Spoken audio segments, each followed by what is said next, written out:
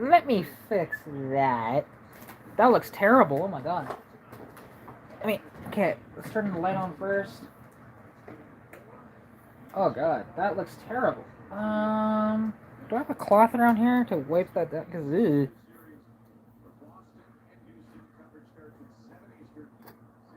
that just looks like crap. Hang on. Let me fix that. Just a second here. I should have some cloths somewhere around here. Do I don't have one here? Ah, there we go. Perfect. Yeah, apologies. This is just looking terrible. Give me a second here. Let me wipe this off. There we go. That's better. So, hi, peoples of the YouTube variety. Apologies for the technical difficulties there, but we good now. Yeah, so there's definitely been some teething issues when it comes to the after the carb swap. Now, and I just saw actually Old School, which is a buddy of mine. If you've seen him around before, I'm sure. Who knows? He might be the one watching right now. He just commented on my video saying the plugs look fine. Just like they may have looked fine in the video of that little short I did, but trust me, they were bad. 3 of the 6 were fouled. Not fouled like super bad, but fouled enough to where they definitely needed to be swapped, and that fixed my issue. It is carburetor is fine, although it still has a miss. But who knows? That could be the distributor. That could be in the ignition system itself. Who knows? With that, but that's totally fine. It had a miss before, anyways, so that's totally fine. But yeah, so the car is now back together, and then tomorrow I'll see about getting heat actually back in the Lumina, and maybe relisting that again too. So get heat back in the Lumina, maybe see about getting the Mercury Marquee, seeing if I can unseize that motor, which it won't happen just tomorrow though. Like, cause I mean, I'll pull the plugs or attempt to pull the plugs out and pour some acetone plus ATF down the cylinders. Together, it's a much better thing versus just ATF or just acetone. Like together, that they really do make a great chemical composition and will help. Definitely. Okay, Saber, don't even start. Hey, you. Hi. Ah, my silly fat cat. There we go. Make my hair look a little nicer. Because, yeah, but if you saw the thumbnail, new Carb is on there. It looks fantastic. Like, I love the way my engine bay looks now. By the way, not sure who's all here, because, I mean, it's showing 2, it was at 3, but this always does lie, though. It's hardly ever accurate. That's where it shows my viewers, by the way, for those that don't know. But yeah, it was honestly a fantastic time, and big shout out to Roy Marco. I really could not have done that without him. He was instrumental in making this happen, because it required a lot more work than I initially had thought. And just taking longer, whatever else for stuff, which it always does, right? There's always a little more stuff that you have to do, because like we had to get a new throttle cable. That was fine. We had to modify that slightly.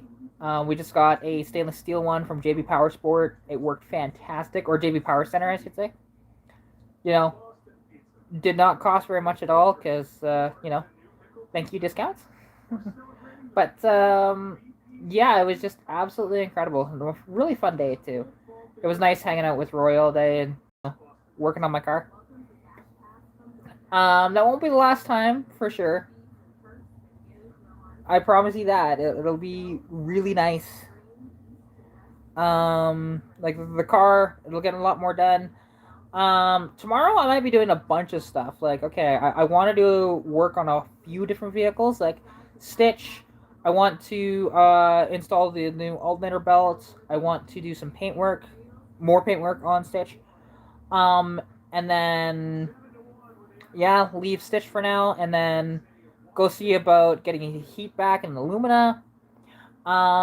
and seeing about the Mercury Marquee, like I mentioned. So, see if we can get the motor unseized. But actually, let me do this and go live chat. There we go. Or can I do? Oh, okay. Yeah. I can just do that. Yeah. Okay. But yeah. So it was a really fantastic day yesterday. Long day too. I left here at like 9 o'clock. Didn't get home till just before midnight. So long day. But fantastic. I mean, and approximately 5 hours of that. Well, I'd say 5.5. That was just driving. So, and I got lost too because Edmonton. And what about the bird pickup? Yes, I have them. What is this? How much was fuel? Because I had to fill it up twice. Once before I left, and then I had to fill it up in Red Deer too because it was running pretty low.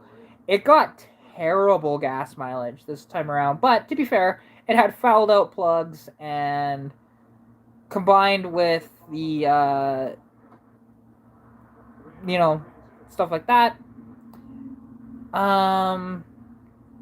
It was $80 the first time, and then I did a half tank before. Like, no, $80 the second time, and then I did half a tank before, so another approximately 40 ish. So combined around $120 for gas on that whole trip. That's not including the 70, well, essentially $80 I spent at JB Power Center, and I got lunch as well when I went up because I stopped in Red Deer on the way up to get some Peters, which they have. They're absolutely amazing. Come here, fat cat. Come here. You know, I love their quality of food and everything. Like it's not best the greatest quality of food, but their milkshakes are amazing. And you know, I love their hot dogs. So I had a hot dog and a milkshake. It was great. But yeah, so that happened. And, you know, there's my cat photobombing because that's what he likes to do. Eh? You like to be on camera all the time, don't you? Eh? But yeah, like now it didn't show in the video that well.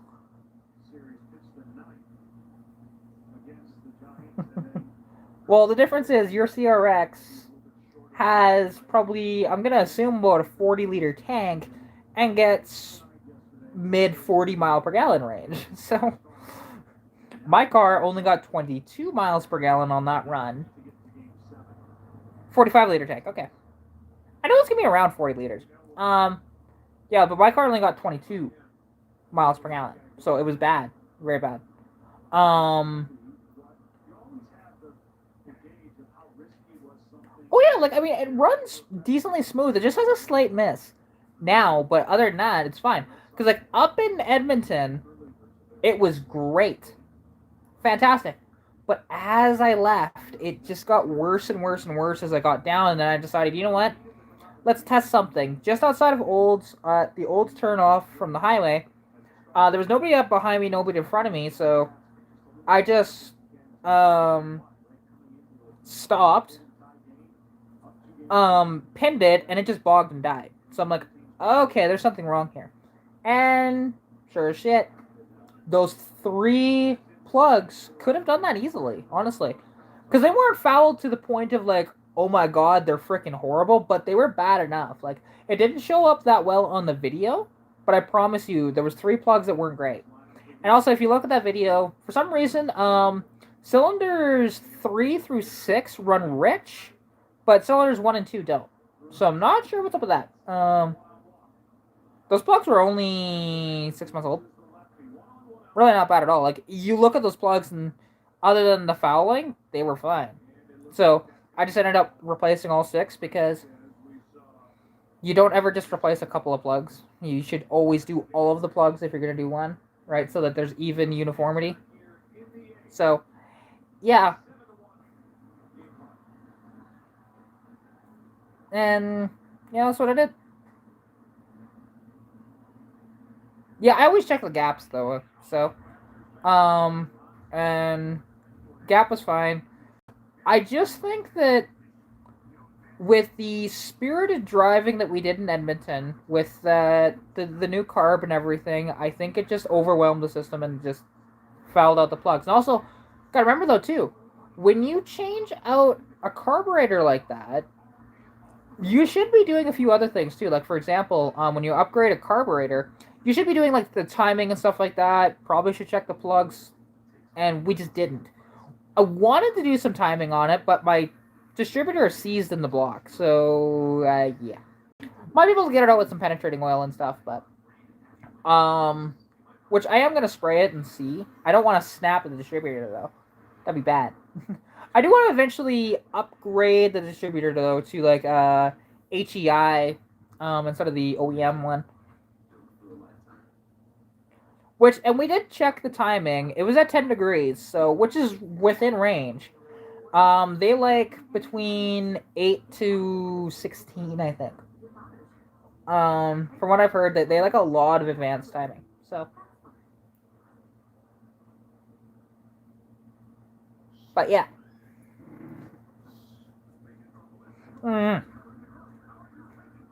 So, but regardless, it runs better now. It still has a miss, which again, it could be. I think I might know what the miss is. It might be cylinder 3.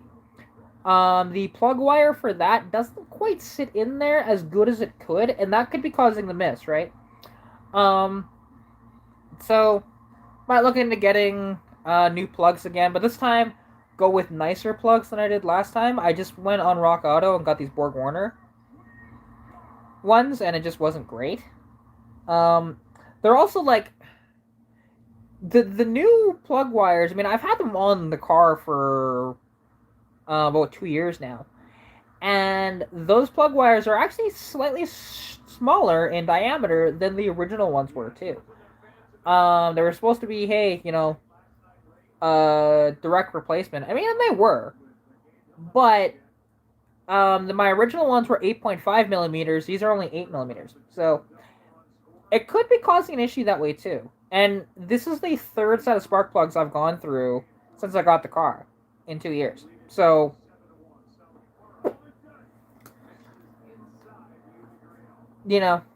it's just one of those deals. And, that's fine.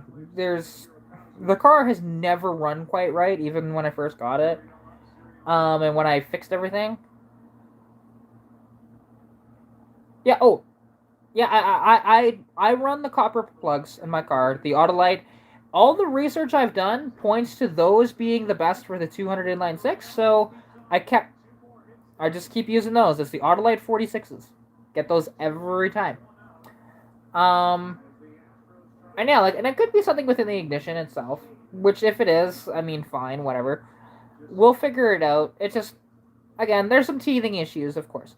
But to be fair, whenever you do this much work to a vehicle, there's always going to be some teething issues. It's never going to be absolutely perfect off the line. There's always going to be some fine-tuning you have to do to make it just right. And that's welcome to an old car, right? But even like modern cars are like that too, to a certain degree. You do have to make sure that everything's all good to go. And we just took it around the block initially, and then I let Roy drive. And he did he was hammering on it a little bit, and he was like, actually, I really enjoyed this car. It's really fun. And just like, you see why I like it. But then I never felt quite that same experience that he had, because I think it fouled just after that. Exactly. That's true. 100% true. So, yeah. And it's just one of those deals. Like, if everything was done on the car, like, okay, if I decided, okay, let's just bore out the cylinders, 30 over, deck the head, put new valves in it, all that different stuff, put a new crank, new connecting rods, just everything done on the inside, then yeah, it would probably actually be a lot nicer. But, just because everything is brand new inside. And, there's no wear on it at all. However, didn't do that. Plus, also, I mean, there's also the issue of the intake itself, because like the intake design is horrible on them. And right now, I'm having an issue too with the car. The real runs and drives just fine. Depends which one's on sale. I have run synthetic in the car before. I think it has conventional in it right now. From the last time I changed the oil, so.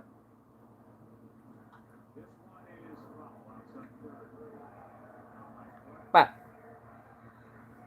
yeah, it's one of those deals.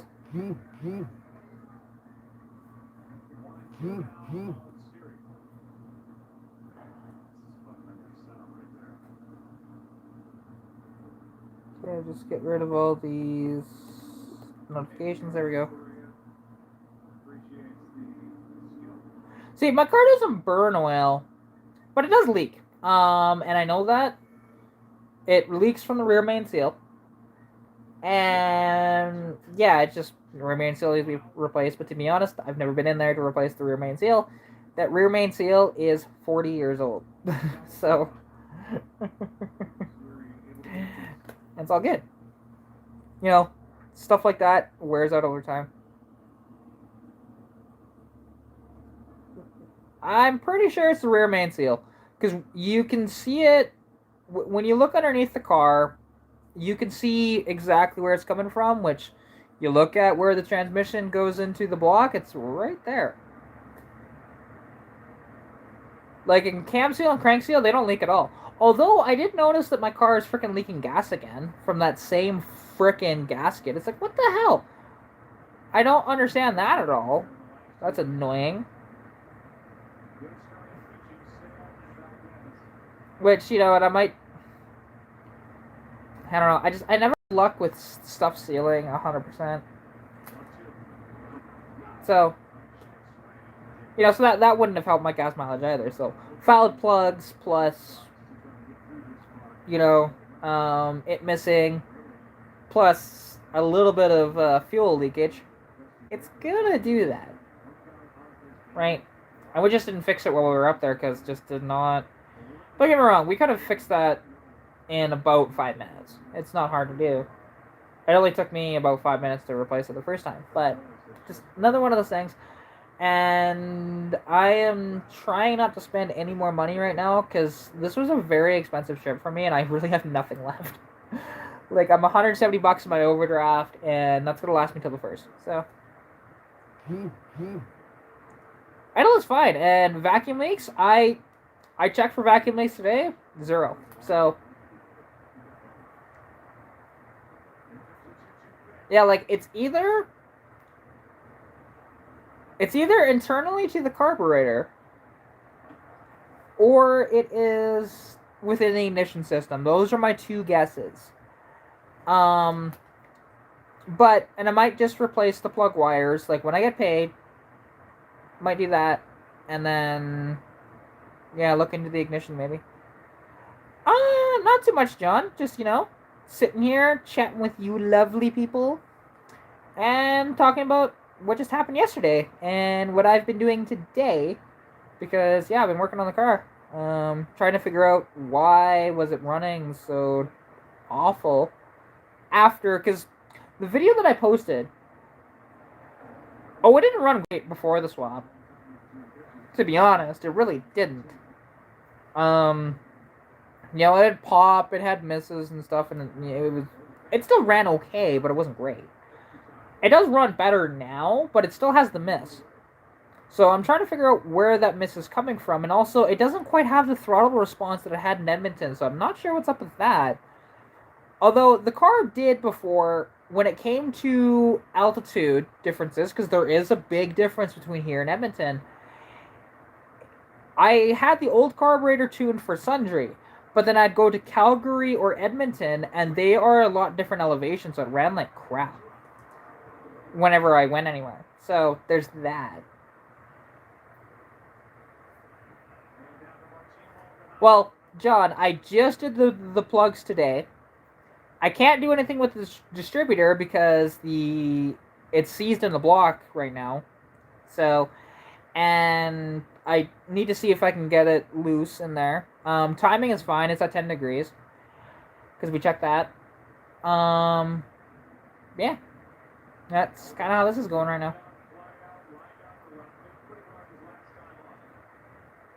So, and I also check for vacuum leaks because, you know, just nice little, hey, I've got some starter in a can, right?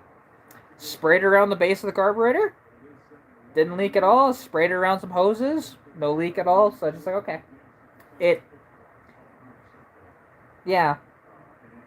So, it does run better now. Don't get me wrong, it does run better. It still has that mist though, like I mentioned. So, and it doesn't have the throttle response. Total. That's total.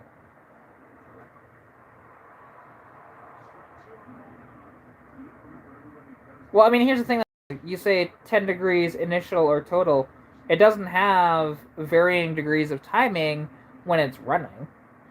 It's just set because remember older car, right? You can't really get it to do that without computerization. Because that car, it only has an electronic ignition. That's it for any computerization in that car whatsoever. And then electronic ignition is like OEM electronic ignition from 81. So it doesn't really vary the timing that way.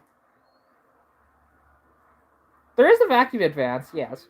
And because we had the idea of, well, maybe the vacuum advance is just in the wrong place in the carburetor, right? So I swapped it. It didn't make a difference, to be honest. Which it does. It does. There's that. I didn't think about it, but it definitely does. Because yeah, there's a vacuum line that comes off the carburetor. It goes right to the distributor. So I didn't think about that when it came to. It was at idle. We didn't rev it up.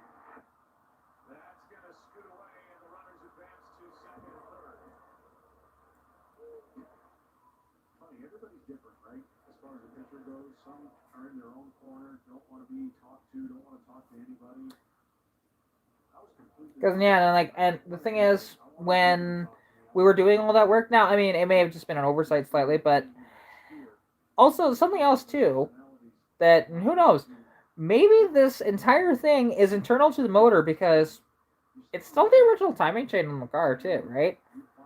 Like it should be changed, and I just haven't gotten around to doing that yet. But I would like to put a better timing chain on it, like a double roller or something like that. It would be fantastic. But, we'll see. Again, a lot of this stuff is in the future at this point. I've got a nice functional car that runs better than it did.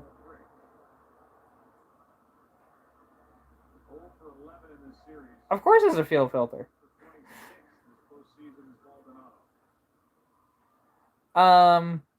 Yeah, no.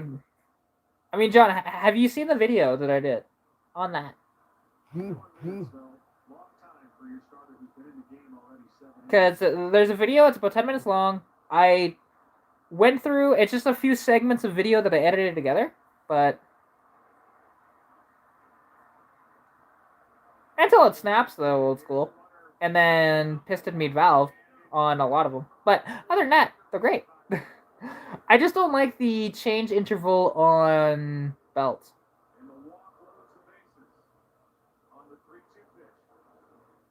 Exactly. At least with the timing chain, you can keep going typically. And, it's totally fine. Okay, yeah. Depending on the belt, there are some belts that can go even longer than that. But I love when, Ferrari says that belts need to be changed every like 3 years and 60,000 kilometers. Yet Honda says, hey, you can do it about every 10 years at 160K. And I think that's just Ferrari lying to people all the time.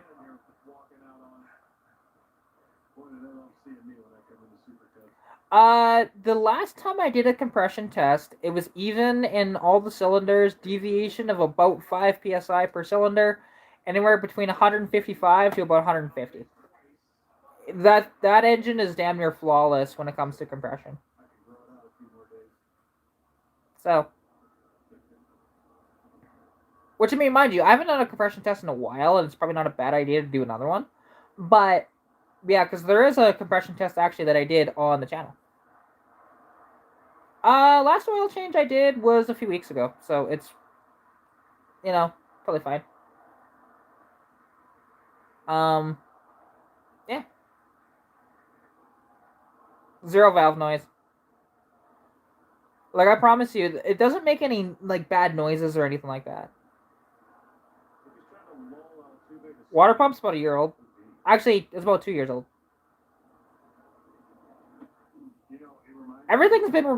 Just about everything's been replaced on the K. I will mention under the hood, the only things that haven't been replaced is the initial or the original ignition box, the actual electronic ignition inside the distributor, the distributor itself, the brake booster, master cylinder, and the exhaust manifold. Just about everything else has been replaced. Yeah, and fuel is fine. I mean, mind you, it does leak a little bit of gas, but the fuel pump pumps fantastically. So it's still the original fuel pump, oddly enough, and it works amazing, which is nice. But it says leaking a little bit out of that, and it might just be that the it's slightly warped in the plate or something like that, so it's annoying. It's not sabotage, trust me on that. I already know that because it drove fine on the way up. Like John, it drove fine on the way up. It drove fine while I was in Edmonton. It's when I left Edmonton is when it started to run like crap. So nothing could have happened between then and there. And that's why, like, bad gas, it couldn't have been bad gas. Because it was just running like crap when I left Edmonton. So, and I didn't turn around and go back because just like, I'm going to be super late coming home anyway, so just screw it. I'll figure it out when I get home. And at this point, it's running better. Yes. It's not the one that screws into the carburetor. We deleted that one, and we have a brand new filter that we just got yesterday. So that you can see it, and it's nice. It absolutely is. And, you know, I'll figure it out. Don't get me wrong. It's just, again, just going through the checklist of everything, right? Like, I truly think the miss might just be, and I mentioned it earlier, cylinder 3, the plug wire doesn't fit quite perfectly on there, so it might just be that's causing the miss anyways. But it still doesn't have the throttle response that it had before, so that might be the accelerator pump potentially.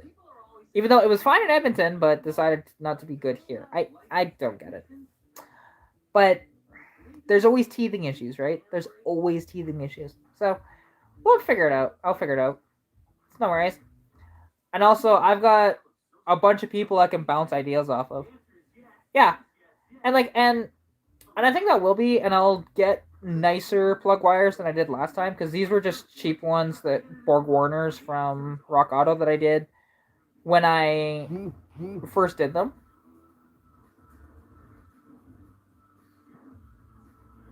Zero Civic updates. I don't even think it's in the shop yet. Because, yeah, it wasn't last night, so, like, it's still sitting outside the shop waiting to go in. So I don't know when he's gonna get it in there, or anything like that. I don't know. Just waiting.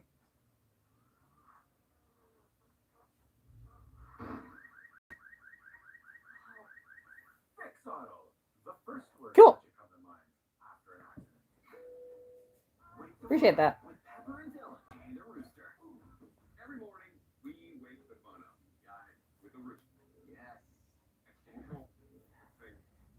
Because, yeah, like I said, and that's only minor parts that I need for that, but hey, absolutely. You know, it's supposed to rain this weekend here, so I won't be doing much work to the car this weekend at all, or any of the cars for that matter. You know, and it's just, yeah, one of those deals. Oh, I had frost this morning too. Didn't have any frost yesterday though, but I had frost this morning, and I've had frost a few times. So, like, that's why when people said, "Oh, you think your winter tires are on a little too early?" Yeah, not really.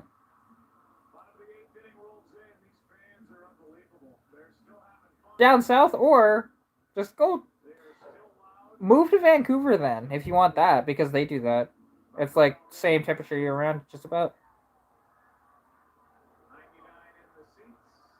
A second primary project? I mean, maybe.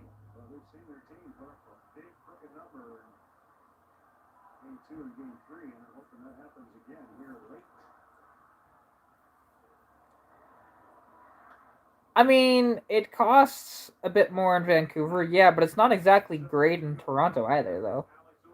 When it comes to living situation and money, right?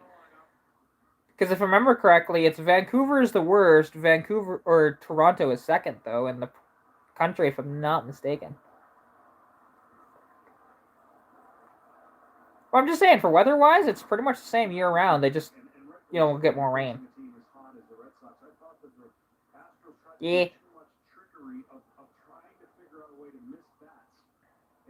Yeah. Real estate is can be very, very costly, especially in Vancouver. It's very bad down there. But it's not surprising when you live. Hey, look, ocean's right there. Exactly. Although they can just keep expanding land outwards. Like you look at Calgary and how much they've expanded. It's like, my God, I swear. There's gonna be one of these days where you just see, hey, look, Calgary and Balzac are the same thing now.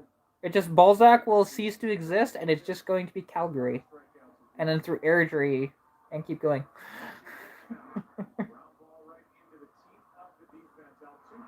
Like Chestermere will become Calgary. I swear it's gonna happen.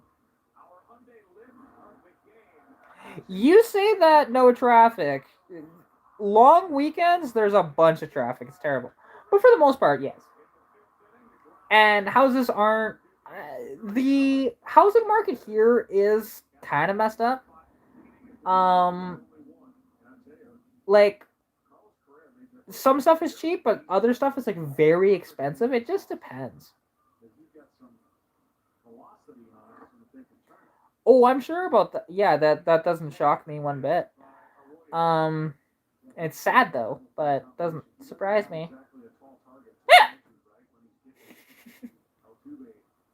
Damn hiccup.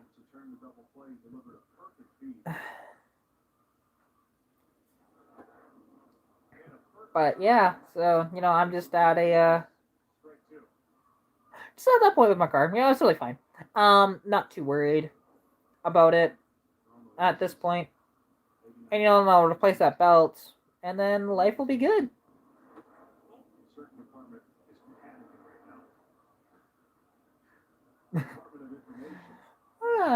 Well, according to the government, I'm below the poverty line. So there's that.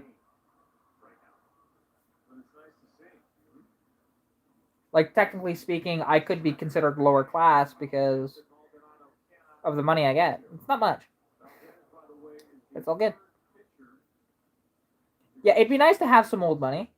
It'd be fantastic, but I don't have that. And eventually, like, it would be nice if my YouTube channel grows into something that will make me a lot more money, but I don't think it will be at that extent. Like, if I build this into, like $700-800 a month, that'd be fantastic for me. But technically speaking, other than GST, I don't pay any taxes.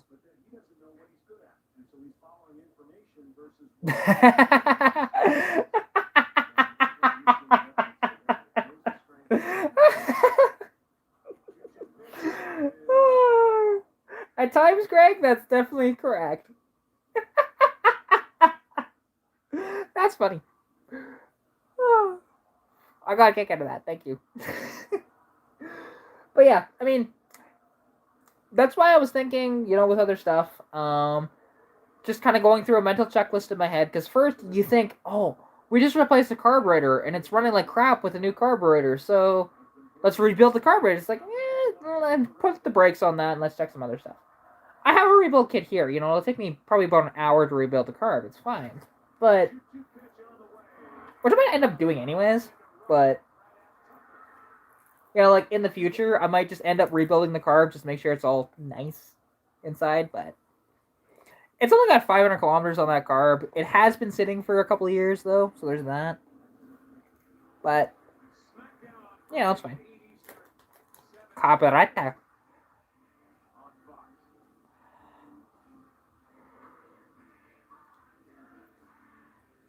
But yeah, so you know, but I'm definitely happy with the car. At the very least, it looks so much better underneath the hood too.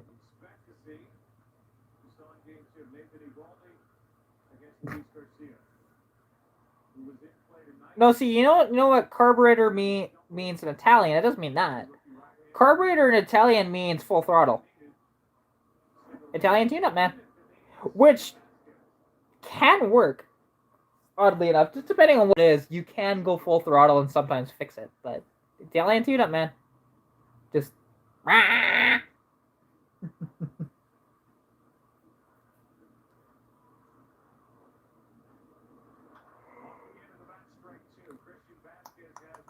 Ooh, we're up to 6 viewers now. Sweet. It's nice when I do these impromptu ones and I start getting viewers. It's awesome. I love it. Yeah, nobody else typed. Yeah, okay, no, they didn't. But see, now it's only like really the supercars at this point that have mid-engine though, for a frunk.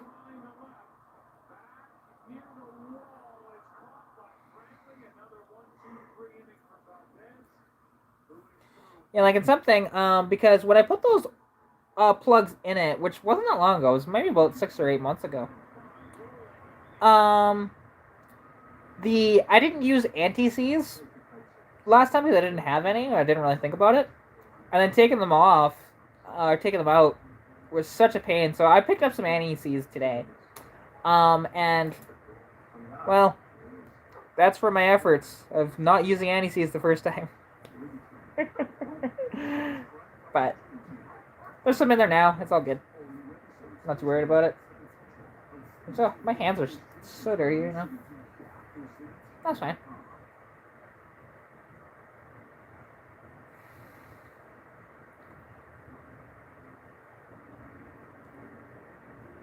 Yep, absolutely. Just, you know, go use a lot of force, and then finally, and I smacked it right on. That was cylinder 1, and I smacked it on. There is a to pick up the engine. Smack it on that. You know, when you're pulling the motor out. So fun times.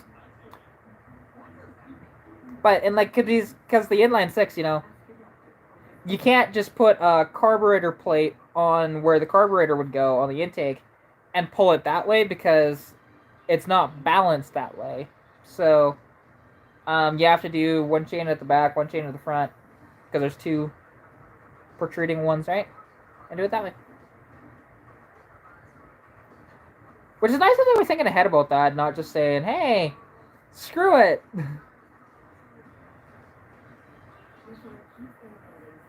But, you know, the car will be really nice when I'm done with it, though. Like, you know, running wise and everything. Because, like, eventually in the future, it'd be kind of cool to go to a Holly Sniper EFI. That would be kind of the dream, but they're expensive. Like, everything you need, it's approximately about $2,000. So, I don't know. In the future, potentially, but not right now.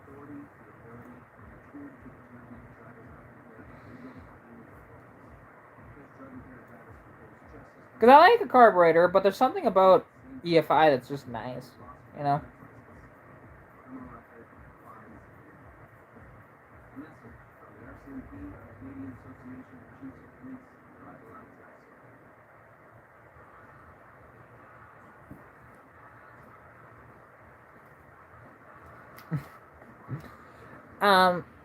But yeah, because like in the video that I posted this morning, I just It's a bunch of clips edited together. It's just over 10 minutes long.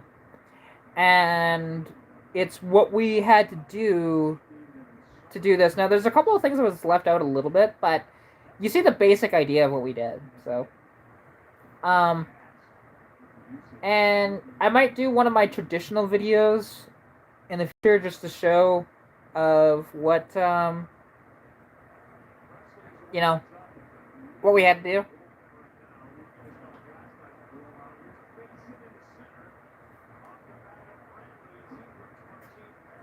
But, yeah, and it was a fun day. Very long day, but fun day. Tiring.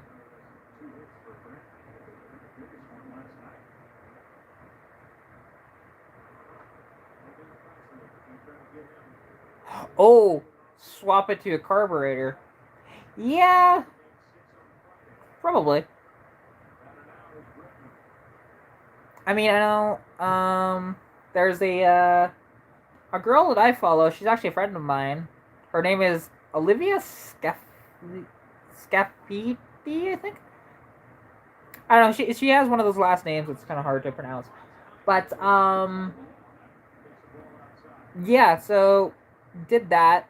Like she has carbureted LSs. She's got a few of them. She loves her LSs, but she likes to carburate them. So.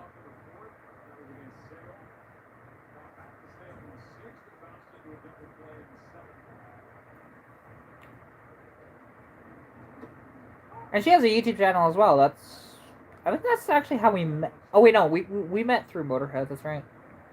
But back when I was still a part of that group, which I'm not no more. But yeah, you know, she's got a badass Firebird. It's about 74, I think. That's red and it's got a black front clip on it, and that's got a carbureted LS in it, 6 liter. She's got an El Camino as well. I believe that has carbureted LS too. And yeah, other than that, can't remember all of her cars.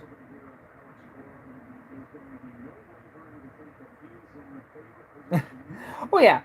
The thing is, if you don't know the tuning programs, yeah, it's you're kind of hopeless. But you know, like, and for that, it's honestly with EFI, you want to dyno tune it. At least with a carburetor, you don't have to dyno tune it.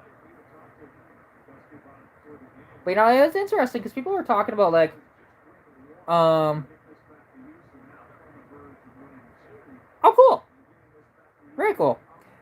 Yeah, you know Liv because actually like, me and her are friends on Facebook, and there will be a day someday where I'm sure the two of us are gonna meet because we do the similar stuff, albeit hers is much nicer quality because, well, she making race cars and stuff, so it should be a little nicer quality than what I'm doing.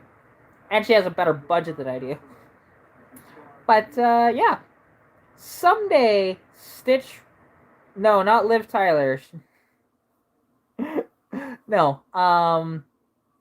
Olivia is her name, and yeah, she has a YouTube channel, and she has Instagram, Facebook, all that different stuff, and I'm friends with her on her, yes. Although, actually, yeah, is her Scadefi? Yeah, there we go. I used to be so much better when I was young at pronouncing names, and now that's completely shot. That's out the window. It's very sad. Very sad. But it's okay. It happens. Here it is on the ranch. That's inside. A hit and a walk. 2 on, nobody out. Why do they have this guy pitching? God, Perez.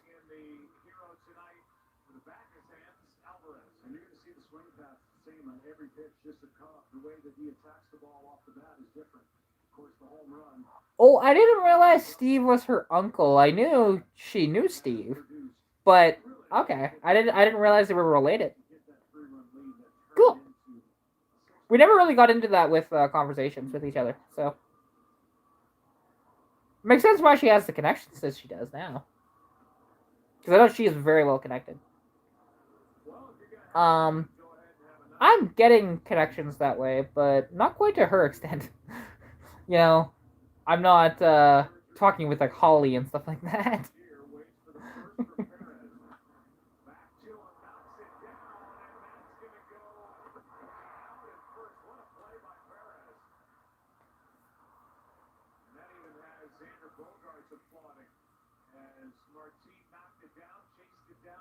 Fair enough. I mean, I know that at the zip tie drags, she raced Dulcich in the. He was driving the Vanishing Pate Challenger, and she was in her Firebird, and apparently she won that race, so it's cool.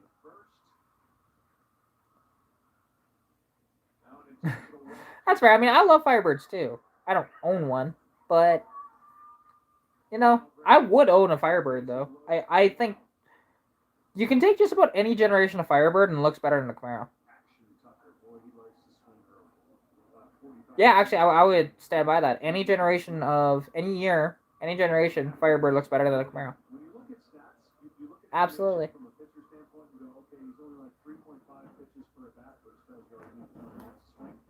Don't get me wrong, I like Camaros too. And you know, there's something about a split bumper Camaro that's very sexy. But Firebird is just notch higher than that. You see, right now I'm watching baseball, the ALCS, and you know, not that it matters. I mean, Houston's gonna win this game, but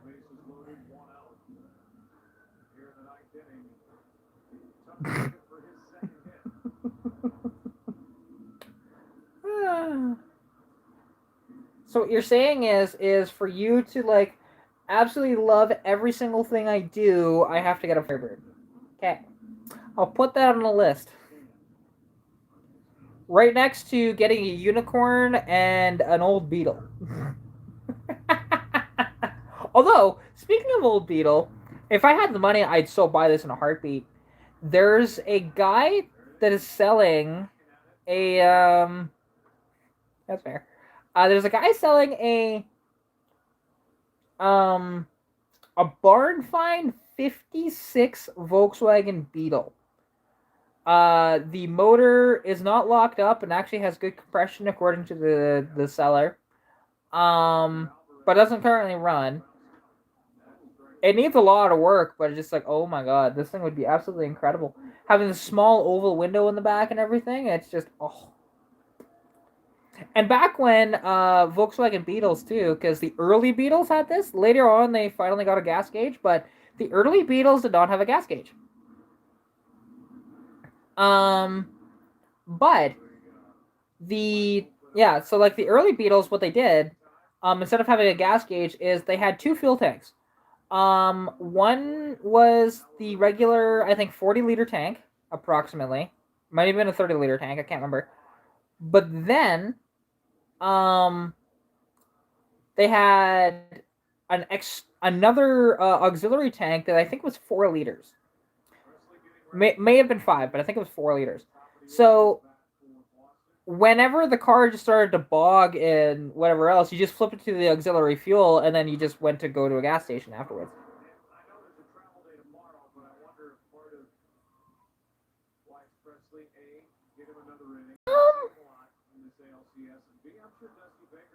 It's not a bad idea, to be honest. Like, I don't think it'd be locked up, depending on, I'm assuming, dry storage. And, like, were the fluids drained out of it before it was stored? Because that's a big question on that, too.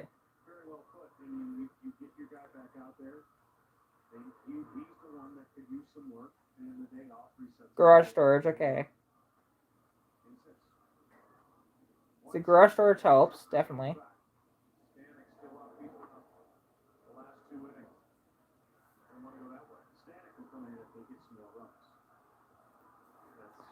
And yeah, like are the fluids still in it, or were they drained before storage?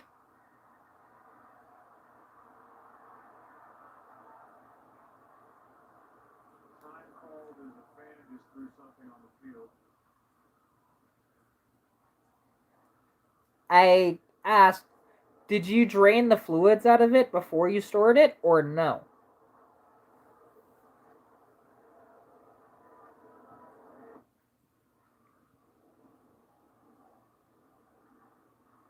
No, okay, so it has the fluids in it? Okay.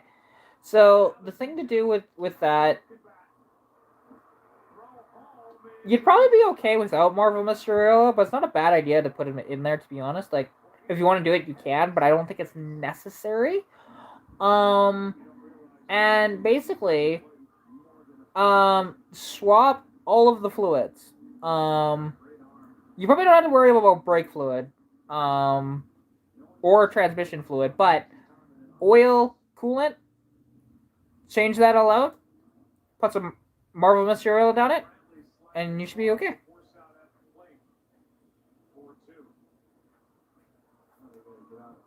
That too. What you just mentioned, because yeah, you don't have to turn it by hand, because the car is probably fine. To be honest, it is good to get the lubrication, but yeah, see, John is talking some sense, and he's 100% correct on that.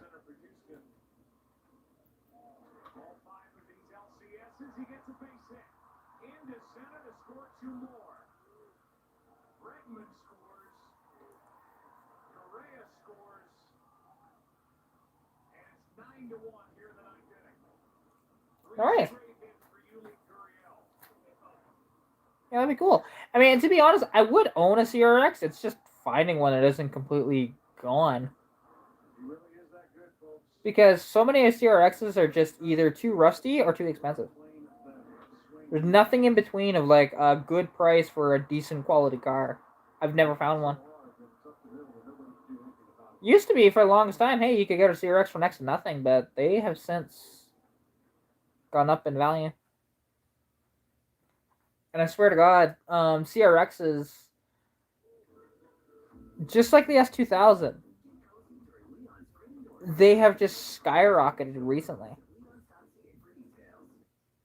Yeah, exactly. And I don't really want a trashed out CRX. Like, don't get me wrong, if it has a little bit of condition issues, that's fine. But, similar to Stitch, where, okay, it needed mechanical work, but body was pretty nice, right? That's what I'd look for.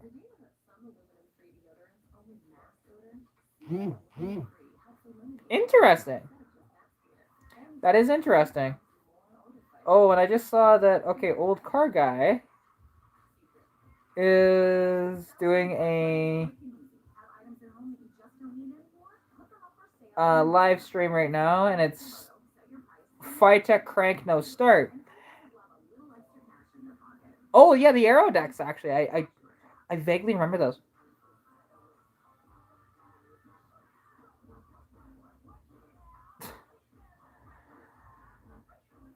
Okay. I don't know who this guy is, but he is kind of annoying.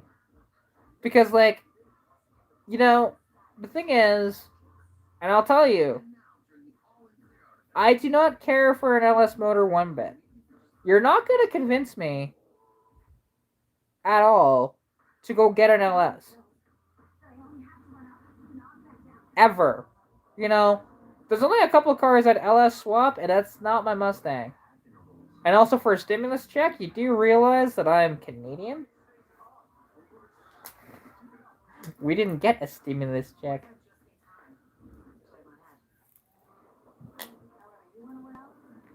So, yeah, no. And I'm pretty sure he jumped in here just to say that and bailed out. He's a little bit of a pest and a troll on my channel. Just for that, because he always says it.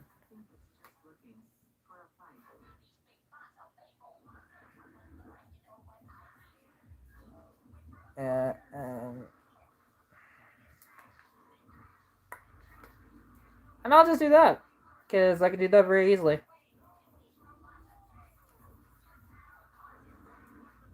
I'm not dealing with that.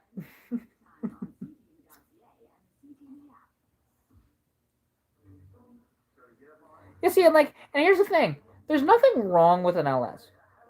Like, they are a fantastic engine. You can do just about anything to them, and they'll take it, and they're amazing. Doesn't mean I want one, though. Because, they are they are just so common, right? I That's why I don't like them as much. Plus, I don't like the look of an LS. If you dress up an LS, it looks better.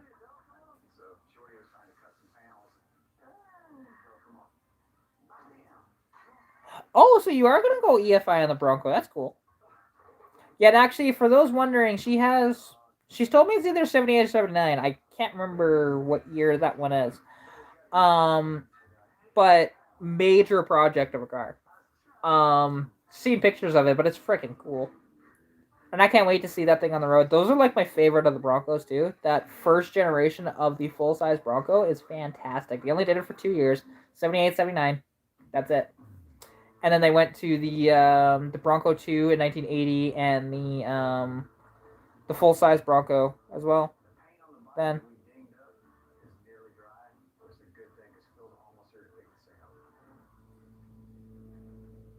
so it's a 79 Bronco. Okay? Because like it all depends on what it's VINed as, right? That's when I mention years of vehicles. Because it's one thing, yeah, most vehicles, especially back then, were actually made in the previous year. Like late in the previous year, right? And a little bit into the early year as well. So like for your Bronco, for example, it probably would have been produced somewhere between August to January, maybe February. Because then at that point they were thinking about the next model year, and it was kind of a stage like that. Every year they did that. They don't do that anymore though. Well, that's cool. Very cool. Yeah, like I said, a big fan of those. 86 Bronco is not my favorite, but they're still cool. I think he's in Ontario, if I'm not mistaken. I think, but I could be wrong.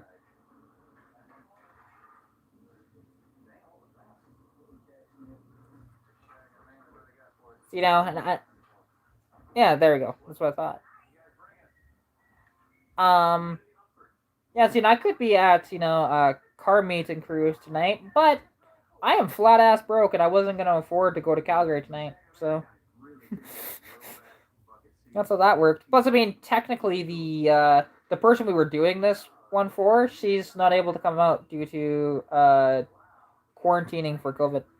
Sadly, she doesn't have COVID, but just making sure, because she had close contact. So not until I think tomorrow can she actually come out.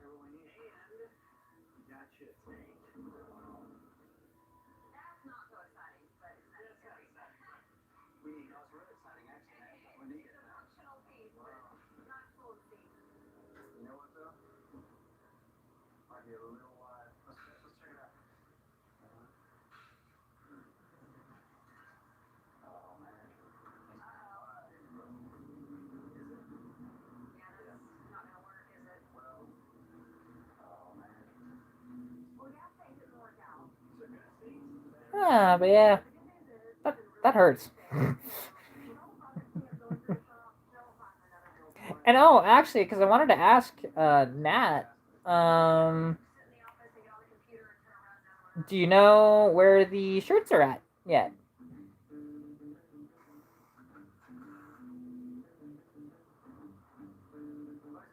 Because I mean, yeah, and whether when they come in, whether you come here or I come there, I'm totally cool with either. Anyways, I was just curious. That's all. Because it's gonna be coming to very close to the day, I think. Should be, I'm sure, by next week they should be here. I would think.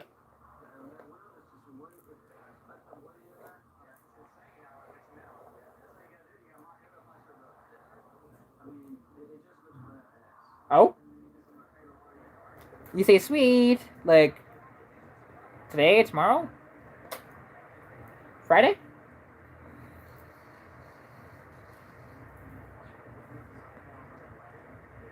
What's the sweet for?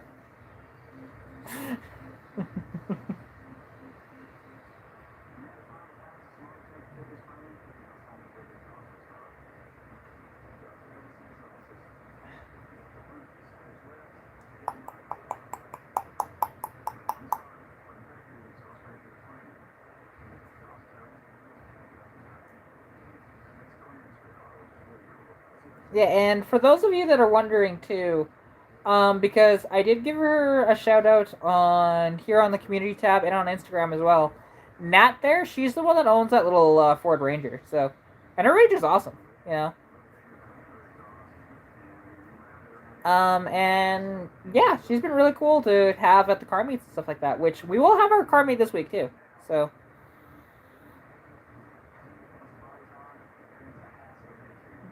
The Plain, Illinois.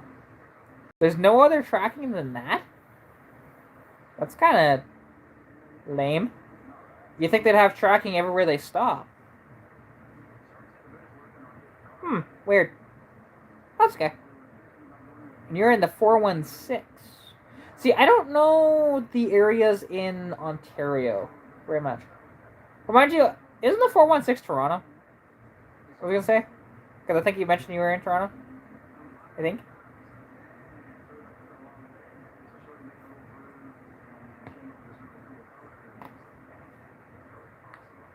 Oh.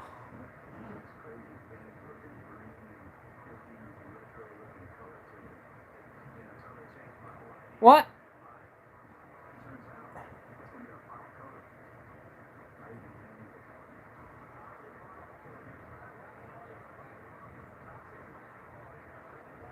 Are you banned? No. Why would you be banned? What? No, I never said you were. I don't know what that was about. No, I don't know how this conversation got to that point.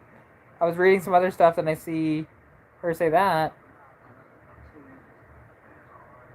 I mean, I can go there. You can come here. It's up to you, really, on that. I'm totally okay with it. If you come here though, I'll buy you food. And have I replaced the ignition module? No, I have not. I have not touched anything on the ignition.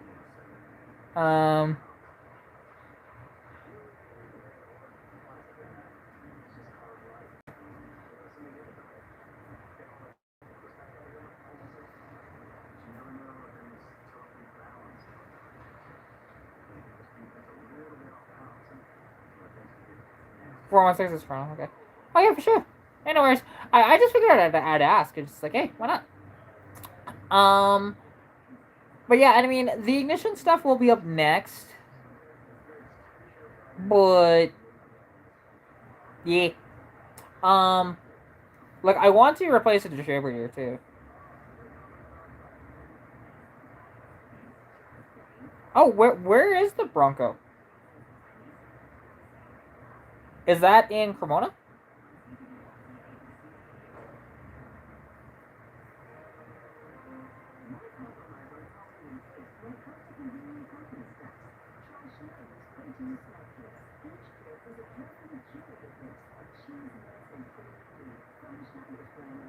Oh, okay. I'm assuming just your internet crapped the bed for a moment and then it came back. That does happen. I've had it happen before. But, yeah. Oh.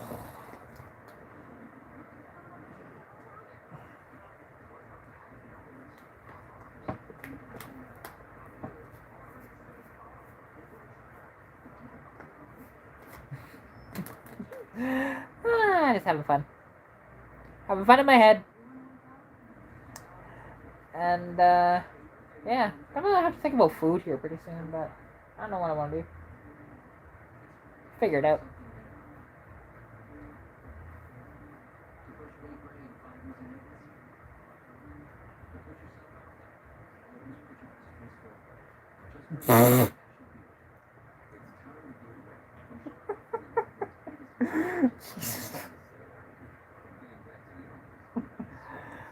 Ignore old school. He's just being a little pest in the chat there.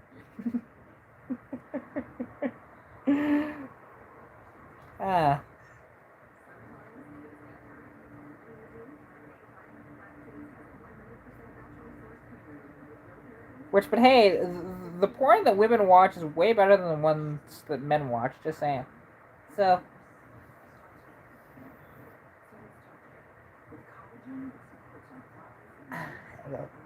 Scratch, scratch your kitty cats.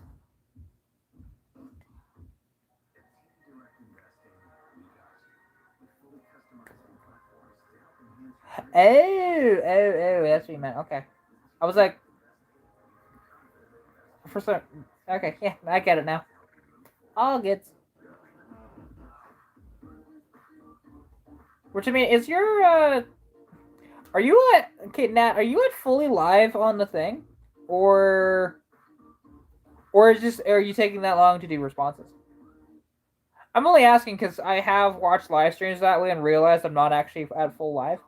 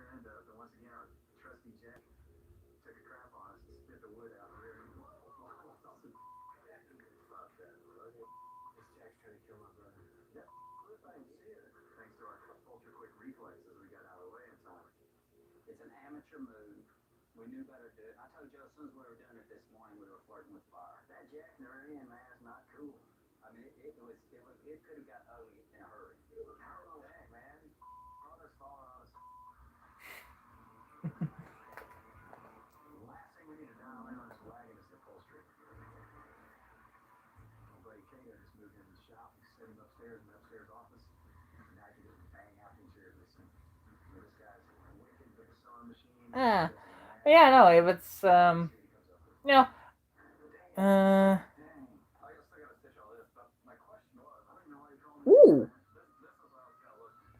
it shouldn't snow tomorrow. I don't think. It's supposed to rain on the weekend. At least here. I mean, Cochrane's a little different weather. That's true, but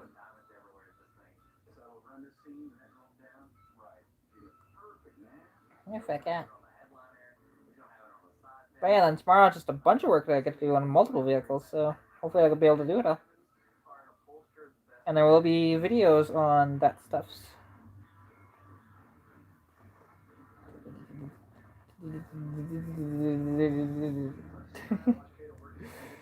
Play with my cat.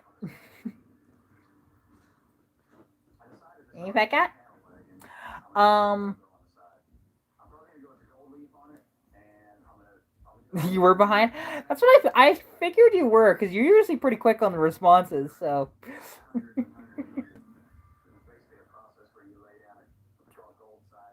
interviews. Are you referring to like car interviews? If so, no. Really, YouTube stuff is not really at like. Yeah, okay, that's what I figured. Um, the videos like that right now are more or less on hold due to the time of year it is. Snow is just around the corner too, so everybody's putting their babies away. Not that I can't film inside; it's just nicer to film outside. That's all. Depending on lighting and stuff like that, it really hampers inside stuff. But yeah, I don't have like there's stuff that I could film, but then also I'm like flat ass broke to go anywhere to try and film too. And I don't know what's going on with the Vega, like the Kazi to work on that because guy's been so busy lately. I texted him the other day and he's just like, yeah, I've been so busy, and then I drove by his work the other day and I saw the Kazi out front. So it's like, okay, so he's driving it to work, so that's kind of cool. But yeah,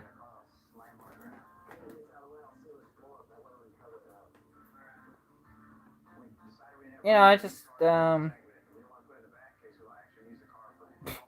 sell what stuff online. I have cars for sale right now, but nobody's buying them yet. Yeah, it's how it goes. Sometimes you have really hot months of selling a bunch of stuff, and other times it's just flat, and that's just how the industry works. Like once Illumina is sold, it'll pad the bank account a little better, but till then, which hopefully I can get the heat working tomorrow, then I can sell that. But we might actually be trading it for a truck too, so we'll see. And this truck we just end up keeping.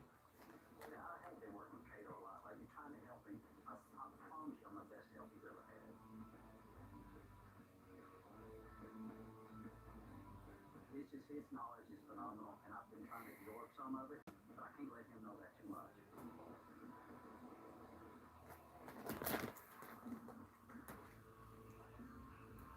Look at this one. He's trying to attack me. Eh? He doesn't want to be held like this. He's not a fan of this. Eh? Surprised he hasn't bitten me yet. Oh, he is purring. Eh? You're such a tolerant cat. I would never put up with that. Yeah, I'm a big fat cat. Saber. Eh?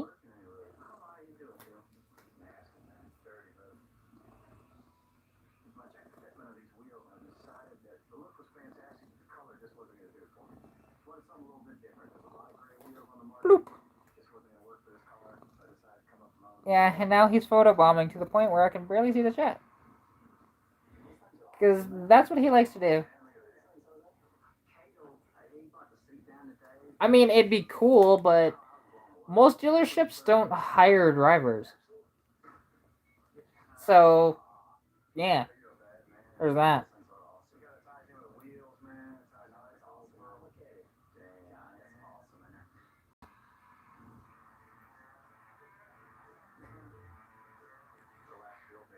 See, I don't think I could actually work a night shift. That's the problem.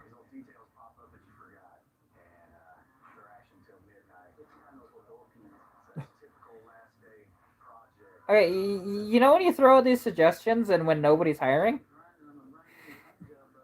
There's that. Like around here, nobody's ever hiring. I'm like, cause yeah, I mean, I'd go work for Napa or work for Bumper to Bumper, absolutely, but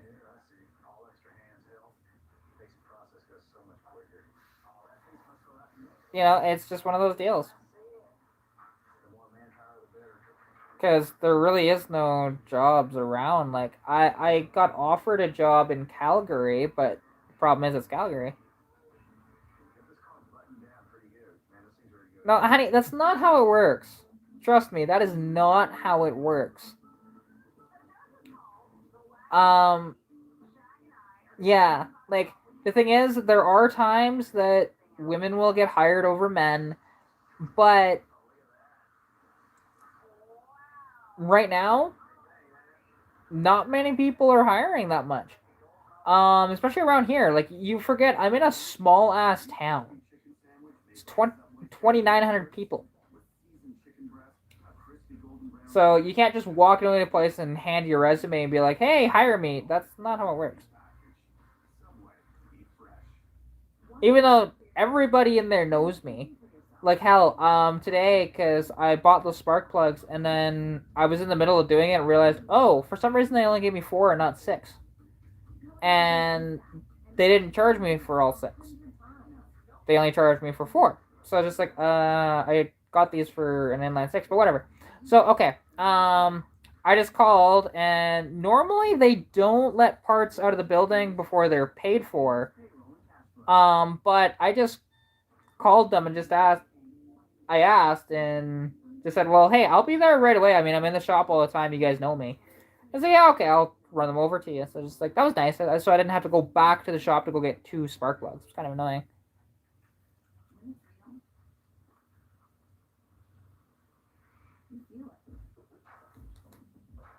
Not really around here. You forget how small my community is. There really isn't much.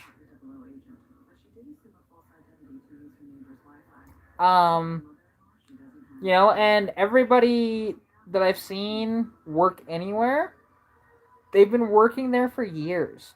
You know, there's never any openings for much places around here other than like high turnover stuff. But again, there isn't that stuff around here. There is nothing available here. Like you have to. Most people that live in Sundry work elsewhere, which I can do, but I need the right pay to do it. Exactly. See, Nat understands because she lives in a small town too. Although her town's a little bigger than mine, but still, it's still a small town. It's not the same as a big city or anything like that. So, you're in Toronto. It's a lot different than small town life. Don't get me wrong. Like, a friend of mine offered me a job in Calgary, but the problem is it was Calgary and he wasn't paying enough.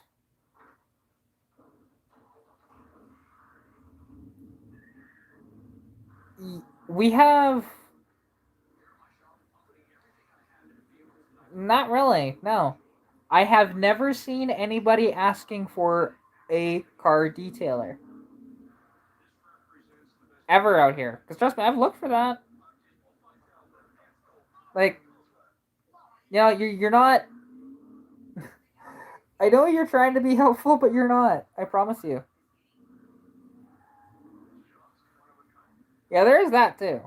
With the gas prices. Because, like, I told my buddy that to go to back and forth to Calgary every day, I'd have to get a minimum of $22 an hour. Minimum. And he was only willing to do about 18. Just like, well, he's gonna think about it. Because all it was for him was social media presence, which I've got that pretty good. I can promote the crap out of stuff pretty easily, but and that's what he was asking for a job from me. But it's just like, and even with a gas card, I still couldn't afford $18 an hour. There's no way. Just the wear and tear on my car alone just wouldn't work out, because for that job I need a secondary car that's very fuel efficient too. So that puts Stitch out of the question to drive back and forth like that. Plus, driving to Calgary every day is not exactly what I'd call pleasant. So then, plus I'd be going down to Vulcan every once in a while, and then he wants to make one in Drumheller as well for his stuff. So I mean, who knows? I might get that job in the future, but for now, no. Yeah, $1.48. That's not pleasant. I was surprised actually. Just about all around the province.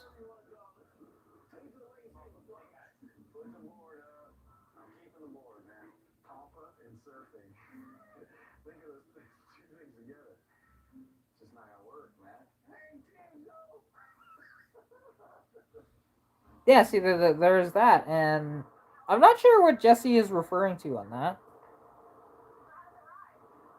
Which, thank you guys for coming over to the live stream. I definitely appreciate it. Seeing more and more names.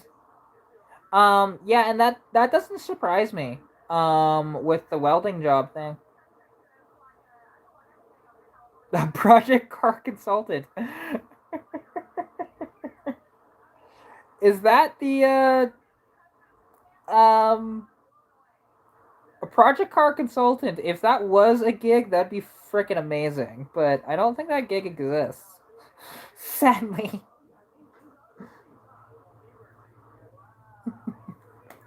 Oh wait, so the amount of time you spend commuting.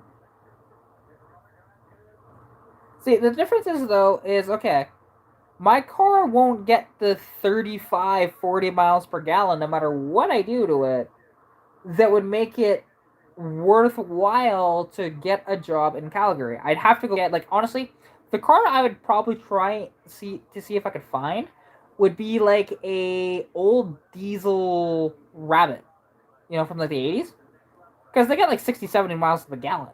That would be freaking perfect. I could drive for damn near a week straight, putting on 200 plus kilometers a day, and only have to fill up once a week with like 40 liters of diesel. It'd be fantastic. But yeah, I would also need to drive my car for a few weeks to get paid enough so I could do that. Well, I mean, I've been doing this for an hour and 20 minutes, so we've gone into a few different topics here. Um, let's see, we were talking about sort of employment of like what I would need to go to Calgary every day. Um, that's what we're talking about right now. Actually, I was talking about earlier of because the new 2 barrel is on the car. We were having some teething issues with that, or at least I have, I should say. Um, and swapped out the spark plugs today because there was 3 spark plugs that were fouled, which is causing issues, and yeah.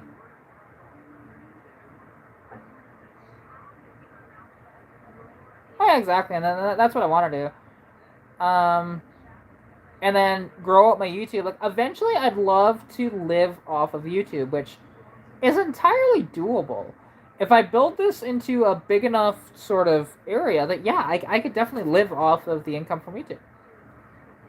But, and right now, I'm still waiting for them to send me the damn pin. Waiting for it. I don't know where it is. I'd love to have that pin so I can get paid. Because I'm above the threshold now where I can get paid by YouTube. It's kind of nice. But, still waiting for it.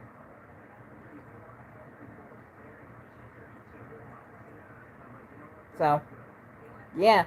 Which, that money right now would be very, very nice to have. Because I'm hurting for cash right now. Because that Edmonton trip really chewed me out. Then plus the parts I needed for the car and blah, blah, blah, blah. It adds up very fast. Very fast.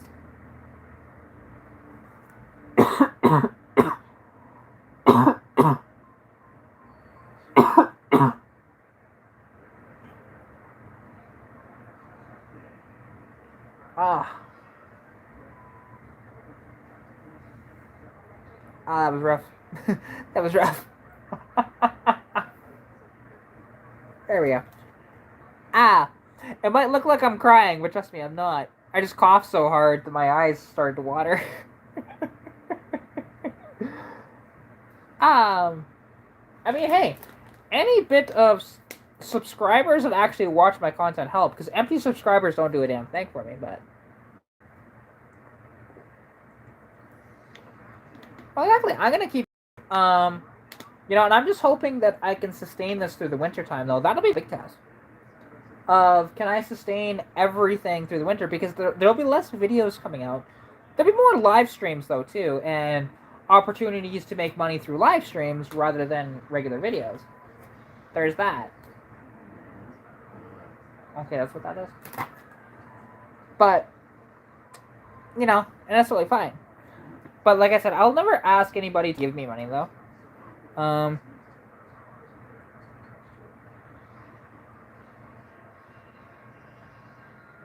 My cell phone bill? 65 or 70 a month, I think. Something like that. Your LTD battery died all of a sudden? I was gonna say, what battery was in the LTD again? Because I can't remember. Not that batteries should die at all, but there's some that die more often than others. It just depends. Oh, just a Motor Master? Okay. Yeah, see, I could see that with a Motor Master. They're not the highest quality batteries in the world. That's why they're cheaper. Like for me, buying batteries, I really only go with either Napa or Motor Master. Or not Motor Master, Optima. Everstart? You mean the Never Start batteries? The thing is, Everstart is fine until you're actually wanting to like daily it in the wintertime. Because then they just die. They don't like to hold their charge when it's cold. Napa is good for holding charge when it's cold. And we'll see with Optima. I'm pretty sure Optima will be fine though, but that's fair. I mean, I've only heard stuff about Everstarts. I've never had an Everstart battery, so I've only ever used Napa and Optima batteries. That's it.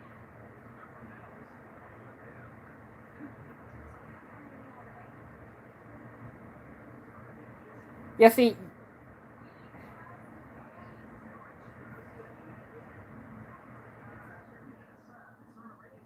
Huh, weird.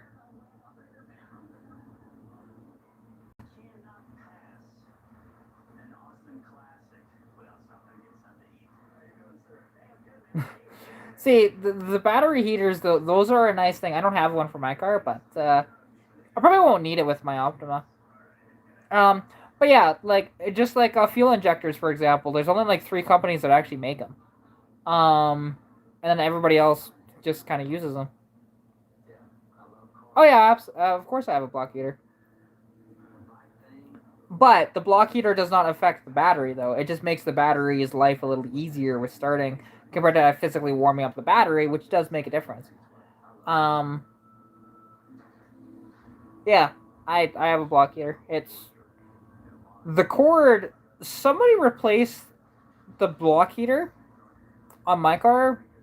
I don't know how long ago. It was like that when I got it, and they used such a long cord that it's actually wrapped around my bumper about 4 or 5 times.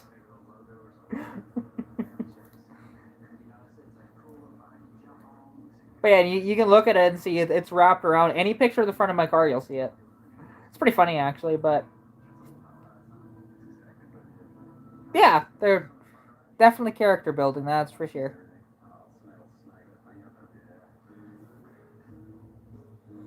Like the thing is, if your car doesn't have a block heater here in Alberta, good luck.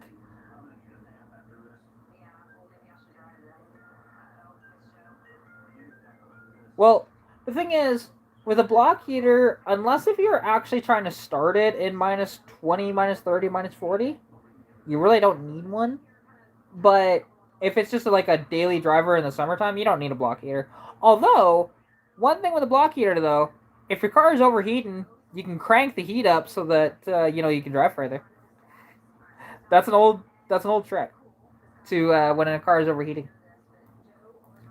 Now you'll absolutely sweat it out inside the car, but at least you could get to where you need to go. Typically, depending on how bad is overheating.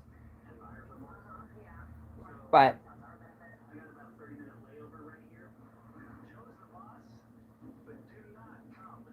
hey, don't ever say don't because they will eventually. You'll have a car overheat, guaranteed, at one point.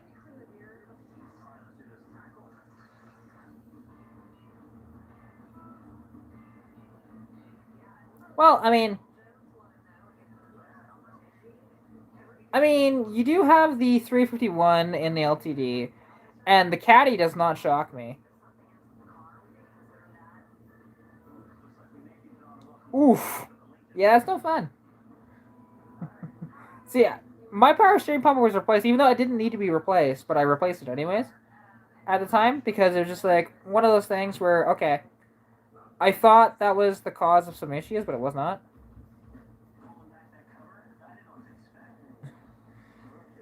See, I don't have a battery booster. I just have. It's a cheap one, but it works just fine. Um, I have one that is a battery tender though. Is what I have. It won't jump a battery though.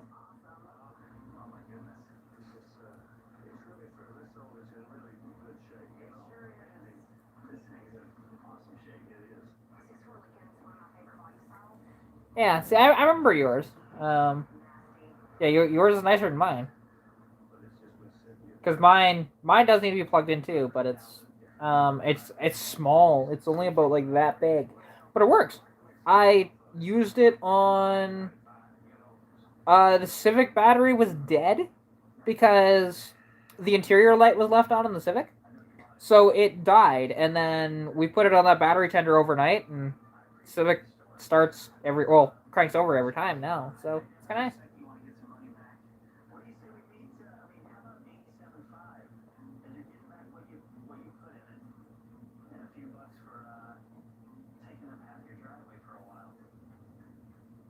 Oof. Ouch. See, now that sounds just like that sounds like when I overheated my car because I cracked the thermostat housing and then the entire cooling system went. Um,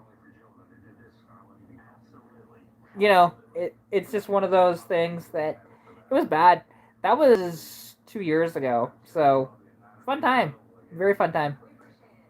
Because I was just working on stuff. I changed out the thermostat and stuff like that, and I just tightened it just a little too much, and it cracked the thermostat housing. I didn't realize I did that until it took quite a bit of investigation to finally realize where it was coming from. It's just like, ah, crap. So I ordered a new one, and it was fine, but... Wait, it was that did that? All that to you? Oh my god. Yeah, that's brutal. When you find the right chosen time for you, you'll get carried away.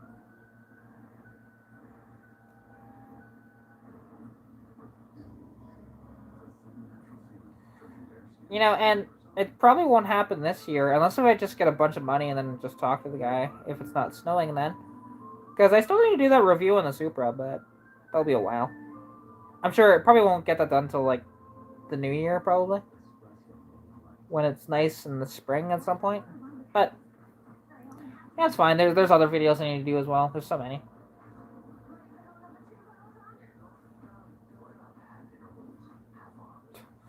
See, that sounds like my car, but your truck isn't that old. Like,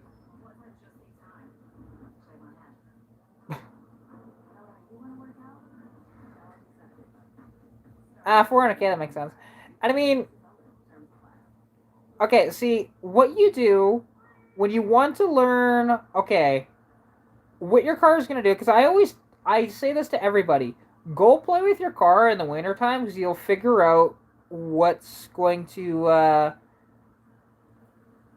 you know, how it feels when it goes out of control and stuff like that, and it gives you more control with your car.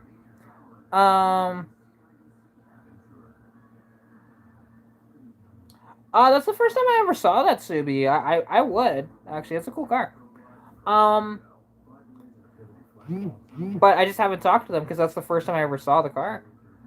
But yeah, like basically find an empty corner where you can't hit anything and you can't get stuck, or see if you can get permission in a parking lot, sort of thing. That's where I would kind of play with your car a little bit, just to figure out where it's going to be, because I can drive my car and slide it in any condition when it, at least if it's dirt or snow, because it won't slide on concrete. Just from playing around with it, actually, there's just a corner that's right by my house that I'm able to do it, and nobody cares when I do it. It's kind of nice.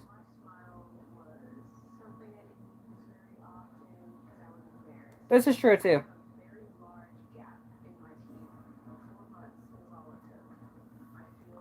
Cause yeah, like that's why whenever I've played with my car, it's not been on the street. It's always been on side stuff that nobody's around.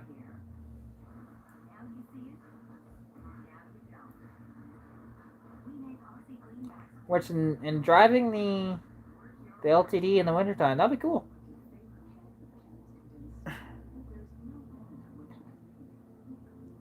And it'll be nice to see somebody driving a classic in the winter more, because like some people just park their stuff all year round and like until the summertime. It just drives me nuts.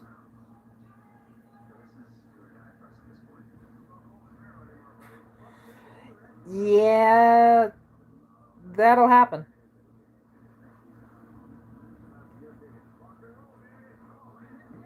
No, it's a Ford LTD. They never came with a stick. They were all automatics. Stick is way better though when it comes to control in the wintertime. But automatic, you do have to be a little more careful with an automatic. Like, and it's not a bad idea to manually shift your automatic too when you're like in the wintertime.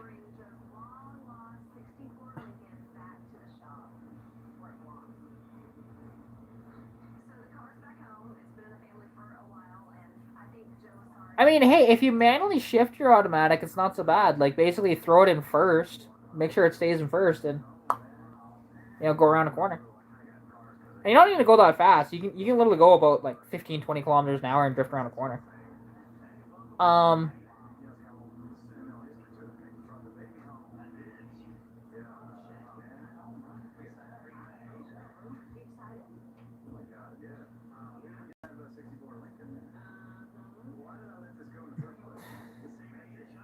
Yeah, yeah, and like, and you can learn it everywhere, like it as well. Because I encourage people not just in the wintertime, but like in the summertime too.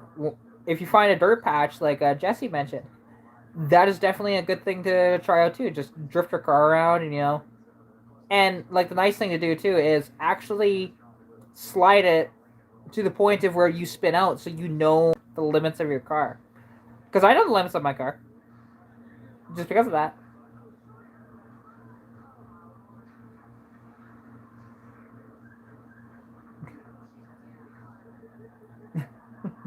Exactly.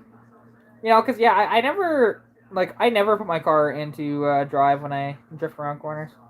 I usually drop it down.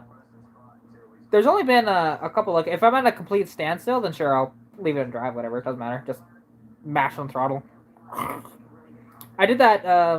Me and my dad were going out to one of his friends at the time. Oh yeah, definitely. But the thing is, he's not in this area. He's in Calgary, so it's a little tougher. He can come out here. Don't get me wrong, but he's based out of Calgary. Which I know he will. Like once he has his full license and everything, he will be coming out here for car meets and stuff like that. So, and he's got a fleet of vehicles to choose from, although mainly just two at the moment. But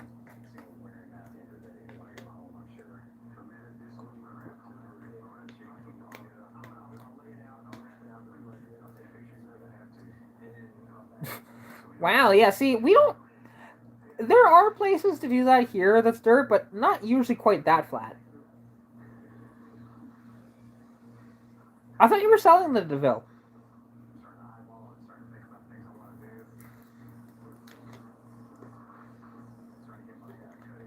Okay, so theoretically, you're probably not going to be driving that when you have your license if you're selling it. Just saying.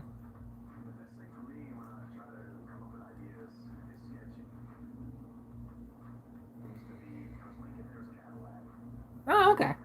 Cool.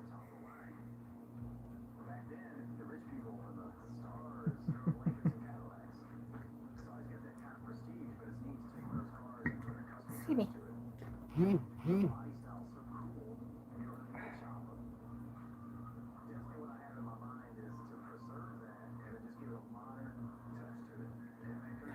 But yeah. See, and I'll eventually figure out where my miss is coming from, but I'm gonna try the plug wires next, just because there's the one plug wire, like I mentioned, that is kind of loose in there, not as tight as it could be. So, and it might just be what's causing the miss. But then what's causing the acceleration issue? Not sure. I mean, that could be the accelerator pump, which I think I've got a new one. I'd have to look in my bag. It would have been. It would have been. That was the dream, honestly, is to put an M90 on that car, but it's not going to happen. Turbo's so much easier. It's so funny how many people I got with that too. Um, like there was about 4 or 5 people that were convinced that we were doing that. Just like, oh, that's fantastic. No, it wouldn't fit underneath the hood. I'd have to get a new hood, but it's just like, yeah, it's just not gonna happen. Like, I'm just gonna put the turbo on the car, it'll be fine. Turbos are a lot more forgiving, anyways. You don't have to worry about belt slippage or anything like that, or clearance for the belts. They are more convenient. Although its supercharger is way cooler, but that's fine.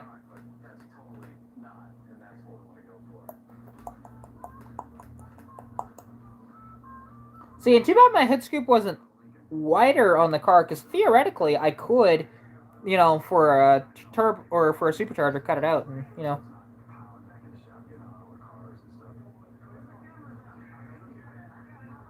Wait, are you talking about the like a Fiesta turbo? Oh, okay, you're joking.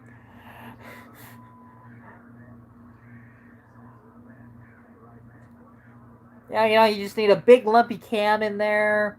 Um, you need to port the heads and polish them. You need to bore out the cylinders and send it, bro. Yeah, Pro Charger would be sweet. It's just that's out of the budget.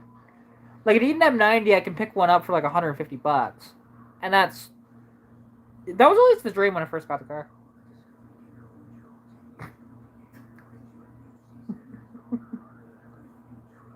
Oh come on, just go get a diesel off a 7.3 Power Stroke.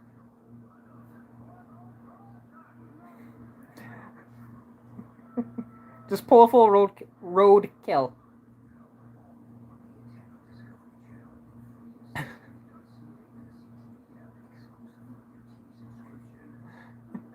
See, I wouldn't call myself a speed freak, but I do like to have fun. There's a difference. Like, my car, even when it's done, is not going to have, like, a ton of power. Like, yes, will it beat up on 5-liter Mustangs? Absolutely. But it's not going to be, like, you know, revolutionize the world with how fast it is. But, so, and I mean, and I'm curious, though, if, because, I mean, Joseph mentioned that he's a slow freak, which he does have that more of like he likes more of the luxury and that sort of thing in his cars, like proper luxury, not this crap that they throw out today where technology is luxury. No, it's not. Luxury is supposed to mean comfort, right? He's all about that. So with that in mind, he's probably not going to be building a bunch of hot rods. He might build one eventually. I'm sure he'll get to a point where he's going to want to have fun with his car and just take it to its absolute limit on the highway at some point. Because I think everybody does at one point in their life or another. Like, I've completely topped out my car at a $1.78. But, I mean, I feel that. Because the Civic is slower than Stitch, I'm sure. And then there's Stitch.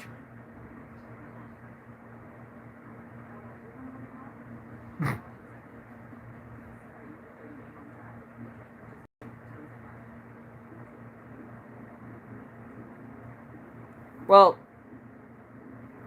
a racer is a totally different thing than that, because initially racer meant yeah, there you go. I mean, I couldn't see you driving a JDM car unless it was like something very like similar to my Civic, because I think you would dig the Civic if you physically experienced it. Just because it does have those qualities of a really fun sort of car that way. But it doesn't have the sound. There's that. It does have a decent comfort though. Not that I've taken it on a road trip or anything, obviously, because it doesn't currently run. But yeah, although there are people that like own the Ricer name, like they will physically say, "Oh, it's a Ricer and nobody cares." But yeah.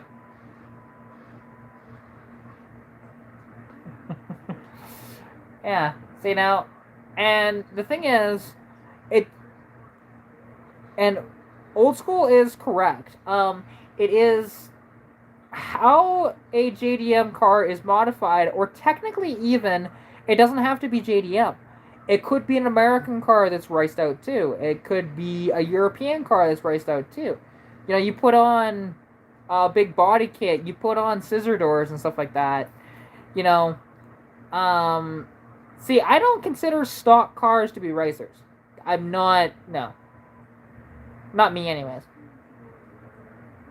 Like, for example, my little Civic, that's not a racer.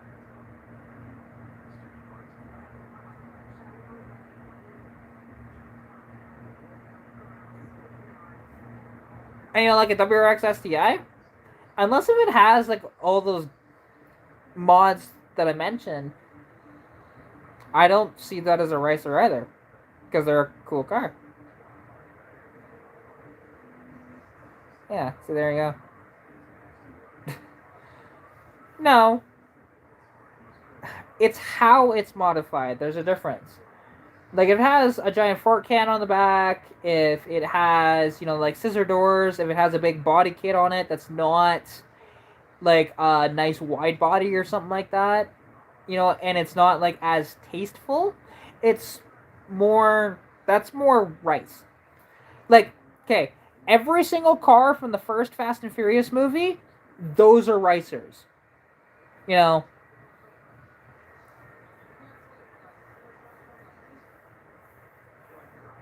Like, yeah, just watch the first Fast and Furious movie. Just about every car in there is a racer. Even though there's some in there that I actually do like, but there's a lot of like ones that would be considered racer, 100%. Like there was remember at the beginning, towards the beginning of a movie. I mean, okay.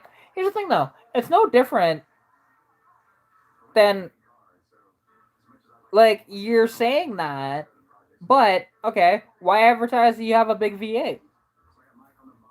Same thing, right?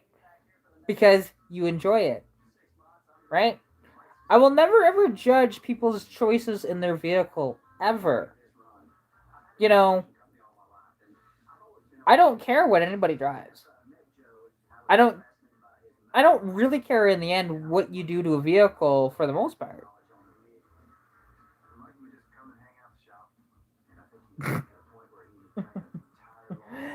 And that's the whole thing because there are a lot of people that'll get upset about JDM cars, but I like JDM cars and I don't mind. Oh yeah, well, there's a difference between high school cars typically and what the nice cars are. Because yeah, don't get me wrong, high school you're gonna see the most clapped out cars ever, and it's fantastic, honestly. Although my high school didn't have any JDM, it was all trucks and cars. Although one dude brought a deuce and a half to school, it was freaking hilarious.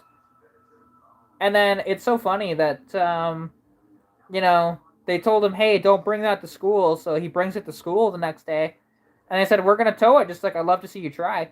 There's a tow truck that showed up, and he just looked at it and went, "We're not towing that. We can't." It's freaking awesome. I loved that day.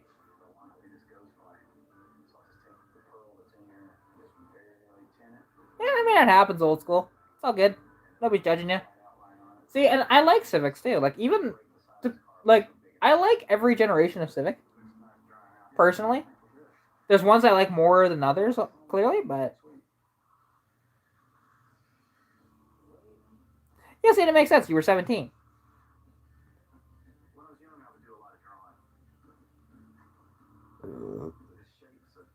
Well, I just love that he drove it his deuce and a half to school. It was freaking hilarious. But then as well, he drove his deuce and a half, and then to make it a little more like better on fuel economy, he took out the most rear drive shaft because they're a 6x6, and he gained about 2 miles to the gallon on that thing on the highway. To think a drive shaft is only about that long makes a big difference when it's 6-wheel drive.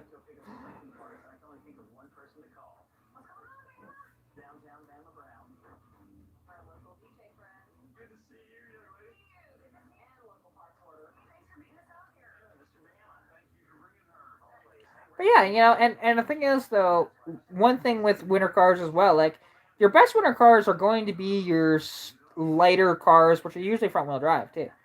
They tend to do really well in the wintertime. But you can make rear wheel drive work just fine too. And of course, all wheel drive is usually the way to go. But because I mean, I daily my car in the wintertime, and I have had issues. Don't get me wrong; it's been stuck a couple times. But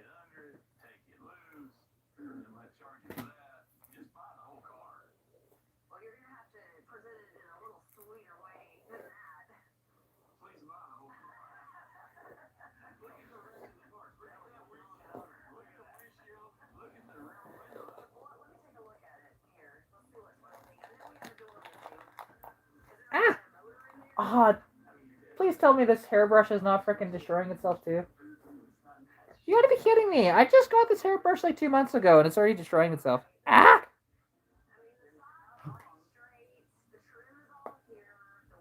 that's so annoying.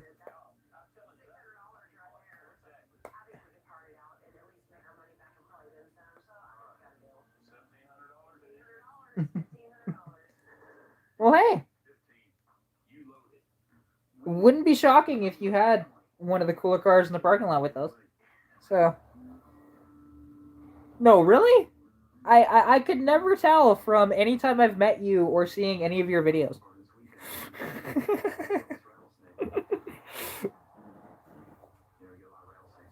Well, see, the coolest car at no, I say cool in the broadest term of funny. Um, the coolest car that was at one of my high schools, because I was at many high schools when I was younger. It bounced around a lot. Um, but oh yeah, definitely. Hairbrush is just annoying. Like this freaking piece that it's holding into, like it just came apart. I've had two of these exact same brushes. They've done the same thing. The last one lasted a lot longer than this one did, though. It's annoying. I've only had this one for like 4 months now, and it's starting to go out just because I had a knot in my hair. But basically, at Kate Andrews out in Coaldale, he only had the coolest vehicle for one reason alone. It was a clapped out Pontiac Fiero. It was a 2M4, an early one, that only ran on 3 cylinders. But what was great about it was when he first took it to school, there were so many girls that thought it was a Ferrari and like quickly ran up to him and like saying, "Oh my God, is this a Ferrari?" Whatever else. I'm just sitting there laughing my ass off watching this, and like I really wish I would have been recording it at the time, because that would have been like gold, and that would have like went viral on YouTube and everything back then. But I did not have the thought of recording that, and I'm very sad about that. Just fantastic. See, and that's why he had the best car at school ever, because of that story alone. And I was there watching it, and I wish I would have recorded it, but I didn't. Um, but and then second best would have been the dude 6x6x4. So, but does your I don't know if your LTD holds up to a deuce and a half though.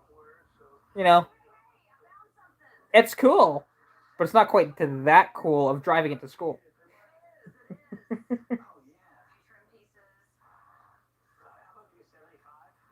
Yeah, see?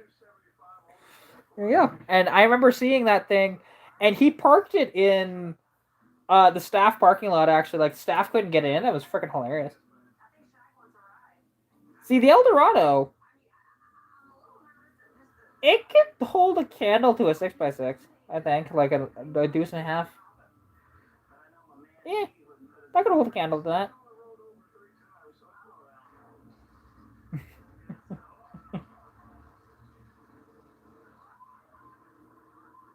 Yeah, and it's interesting. Like the fact that you only paid $250 for it, it seems like you got the thing for a steal.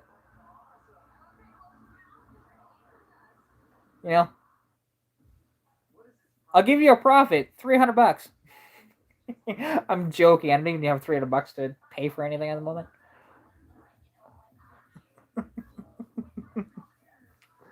But I mean, that thing is pretty cool though. I'm not gonna lie, because you just don't see them.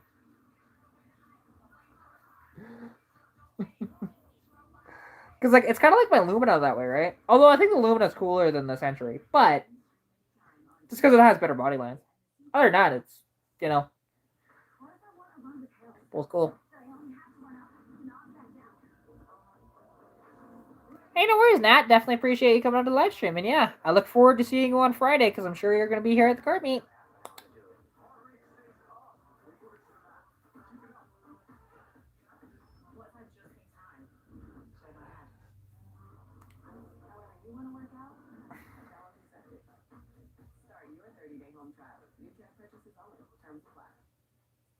Yay! Ooh, you actually ordered that stuff? Mm. Yeah. I mean, I don't do stuff typically redundantly just because when I sell vehicles and stuff like that, it cuts into your profit. But I mean, for YouTube, I guess, for content. But you got to get out there and promote your stuff, though, man.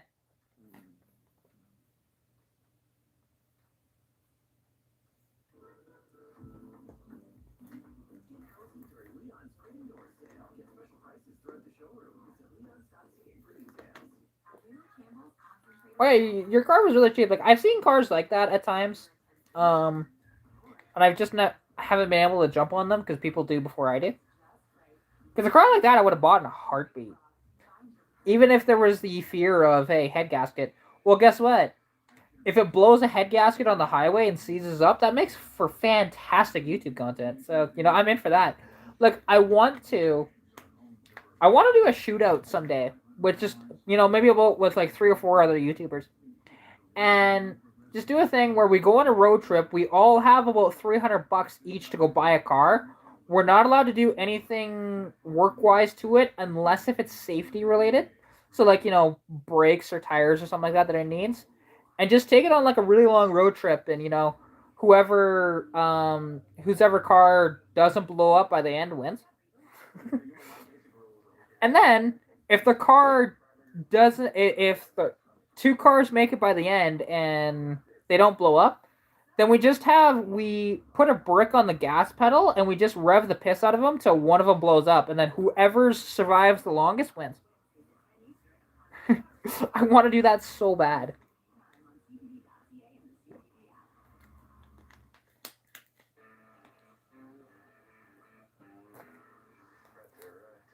Yeah, it would. And and it's stuff like that would just, that is a potential to go viral of videos like that, because you're doing what everybody wants to do. So you could do that. Tie the steering wheel down to the seat and send it that way into each other. That would make for good content too. And then, okay, whose ever car starts after the head-on collision wins. Oh, my buddy's property, we can do anything. It's just down in Carmen Gay. So we would go to Carmen Gay and we would have fun there. Yeah, it is fun to do. Because, I mean, you've seen Greg's. I haven't done donuts there in a while, but I used to do donuts there about once or twice a week.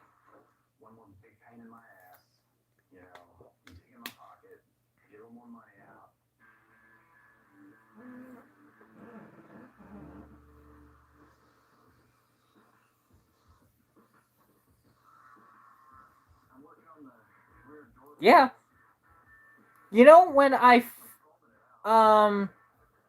when he said, you're pretty much like family to me, so then I asked him, you're considered family. The one day, so I asked him, so does that mean I can do donuts in your yard? Just like, yeah, I encourage it.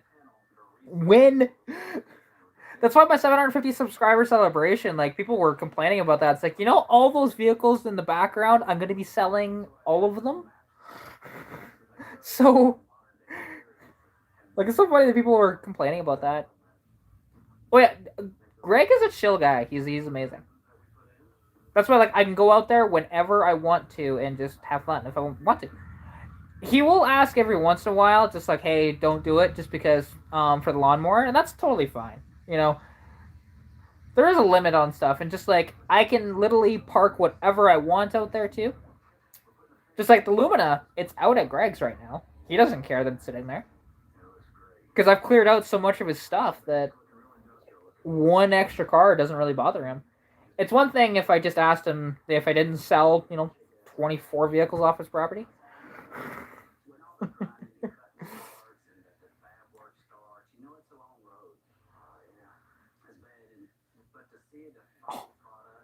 See, that'd be fun to have that much room. Because, yeah, Greg doesn't have enough room to do a full rally race, but how much is left? Let's see. There's the Shelby Charger. There's the Plymouth Turismo. There is the G10 van. There is the Grand Marquis. There's the 3 T-Birds. There's still the Passat, which I still need to list that car, actually, but I need to pull it out. There's the Passat, TDI. What else is out there? There's the International Pickup. We'll be selling a Burgundy van out there as well. It's an Econoline.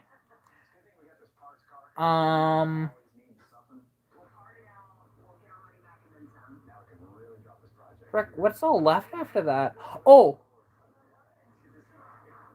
The T-Birds are late 70s. They're 77 to 79. I can't remember what years they exactly are. I know I see a big spider on my roof.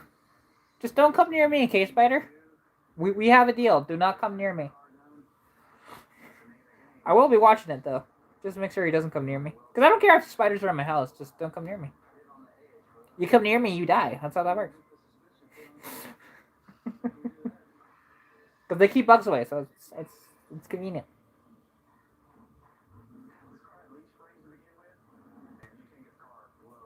And yeah, and none of the T-Birds have like really nice motors. They're all modifieds. They're not Windsors. So sadly, the Grand Marquis has the 460, but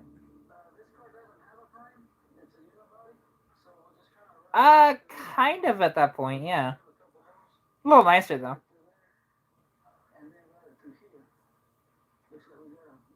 Because it would have been the LTD, the T-Bird, and the Cougar were all on their same chassis. And the Grand Marquis as well was on that chassis as well. While the Lincoln... Well, there was another one, but... What year Cougar?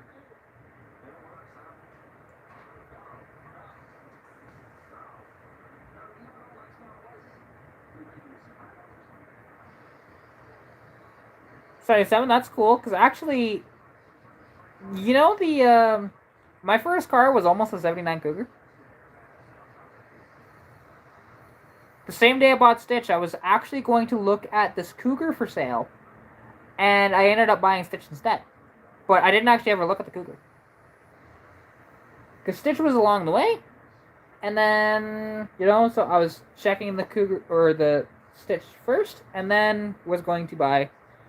And if I did not buy Stitch, I was going to go look at this Cougar and probably would have got it bought for around $1,200. It was a nice car, honestly, but at least from pictures. But I don't think she ever did sell it. She was going to fix it up a bit. And then, yeah, haven't heard from her in a long time, so I don't know what's going on there. But, yeah, it's fine.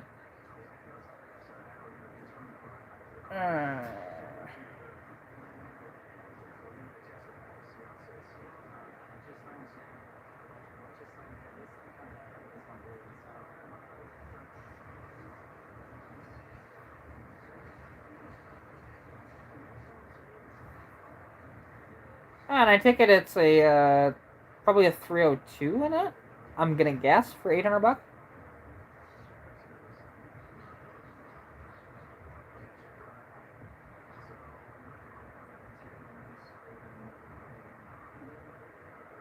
'302 car, okay, cool.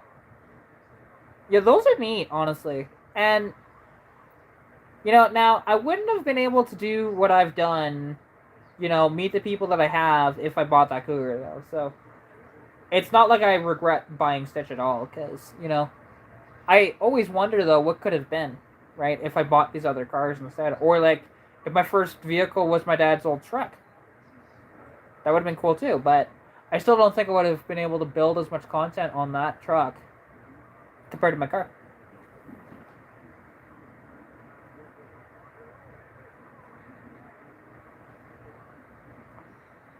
I did miss that truck, though, and I wish I would have bought it. And because I had the opportunity to buy it, but I never did. That's okay. You know, one time my dad has a cool car, and I didn't buy it off him. Because that was the 81 D150 slant 6 car. Slant 6, 727, 410 rear gear. Nice truck overall, but it needed a lot of work, though. Like, at the time, it was just like, I didn't want to dump $2,000 into a vehicle. And then a year later, I dumped, you know, I've bought that, and now I'm over $8,000 in that car.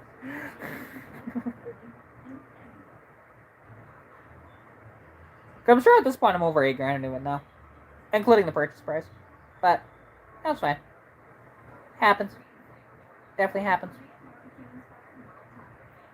And it's worth every penny for me. Like, when I first got it, I was very optimistic and thought, no, I'm not gonna. This thing will be able to be on the road for about $600, and nowhere. You know, it didn't happen that way. Now, some of the stuff that I've done didn't need to be done. Like, it didn't need to have the power steering pump replaced, but I thought it did, but it didn't. Because I thought that was the issue, my squeal, but it's not. Then I thought, okay, the rad, it didn't need a rad. The original rad was fine. Didn't leak at all. It was fantastic. But, I just had money at the time and saw the rads were in stock at Rock Auto. And so I put that aluminum rad in it. And then, of course, the exhaust, right?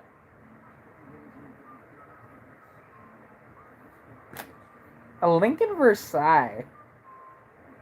See, that's the forgotten Lincoln. You know, most people don't realize that those actually existed.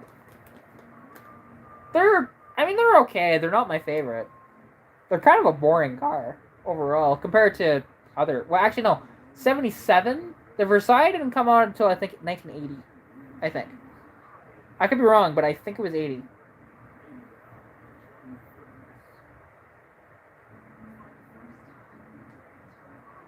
Because that was the on the Mark 6 chassis, right? Not the Mark 5.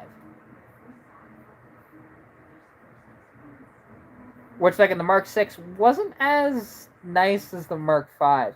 Like, you look at the cars and all they did was, okay, Mark 6?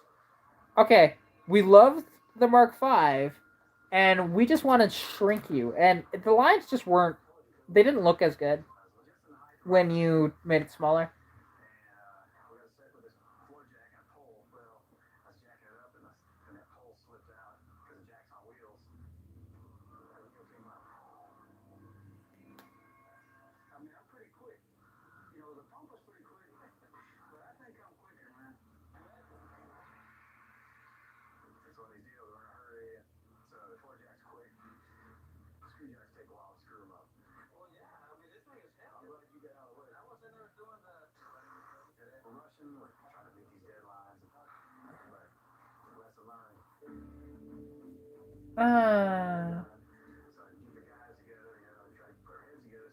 Oh, okay.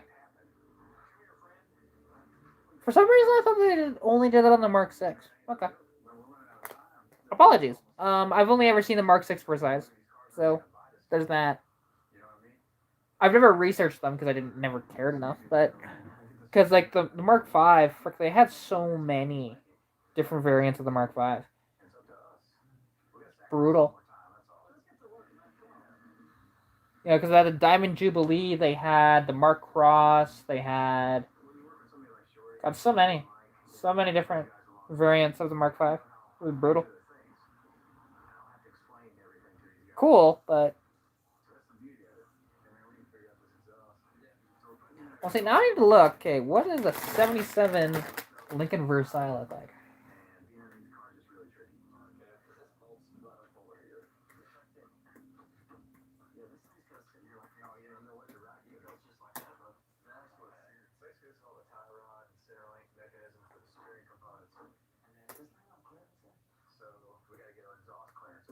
So 1977. Lincoln Versailles. Welcome back.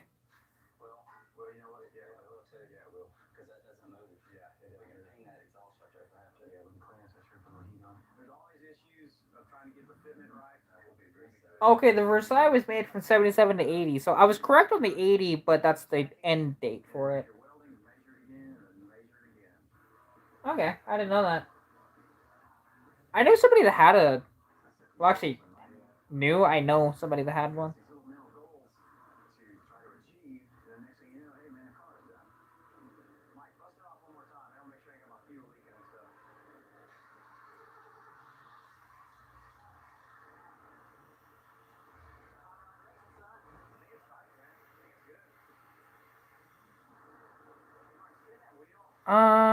Rear main seal on your 351. Yeah, well, they are a two-piece, that's for sure. Isn't it in behind? the crank on the backside. Pretty sure that's where it is. Like, you have to remove the transmission to get in there.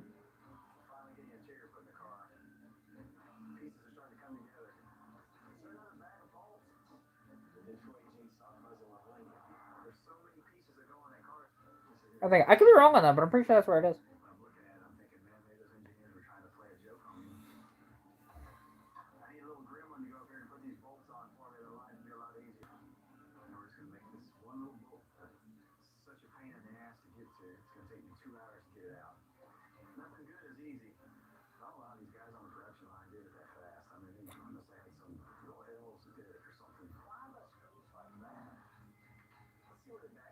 Oh, there you go. I've never worked on a 351 Windsor, so.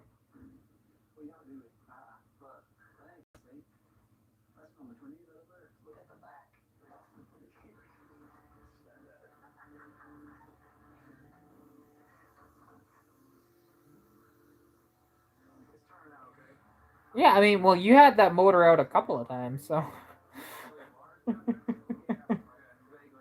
Or was it 2 or 3 times you had the motor out?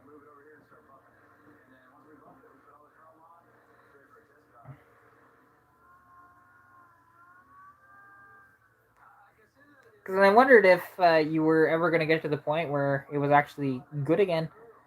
Because you were just having so many issues where you just came a roadblock after roadblock after roadblock. But that happens, right? And, but you persevered. And now you have a cool, badass car.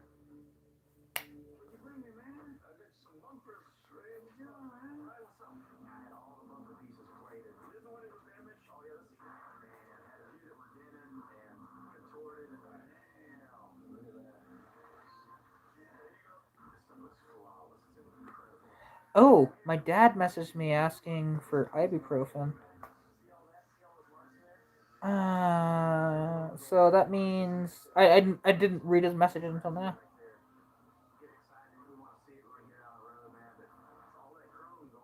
Okay, I thought you did it twice.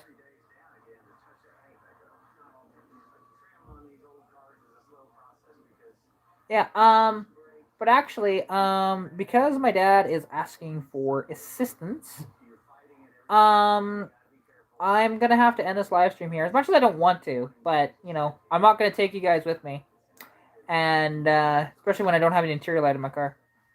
But yeah. Anyways, thank you all so much for coming out to the live stream. There will be another one of these soon, I'm sure. Yeah, definitely appreciate you all coming out, and hope you enjoy the rest of your evenings. And I'll chat to you later. Bye.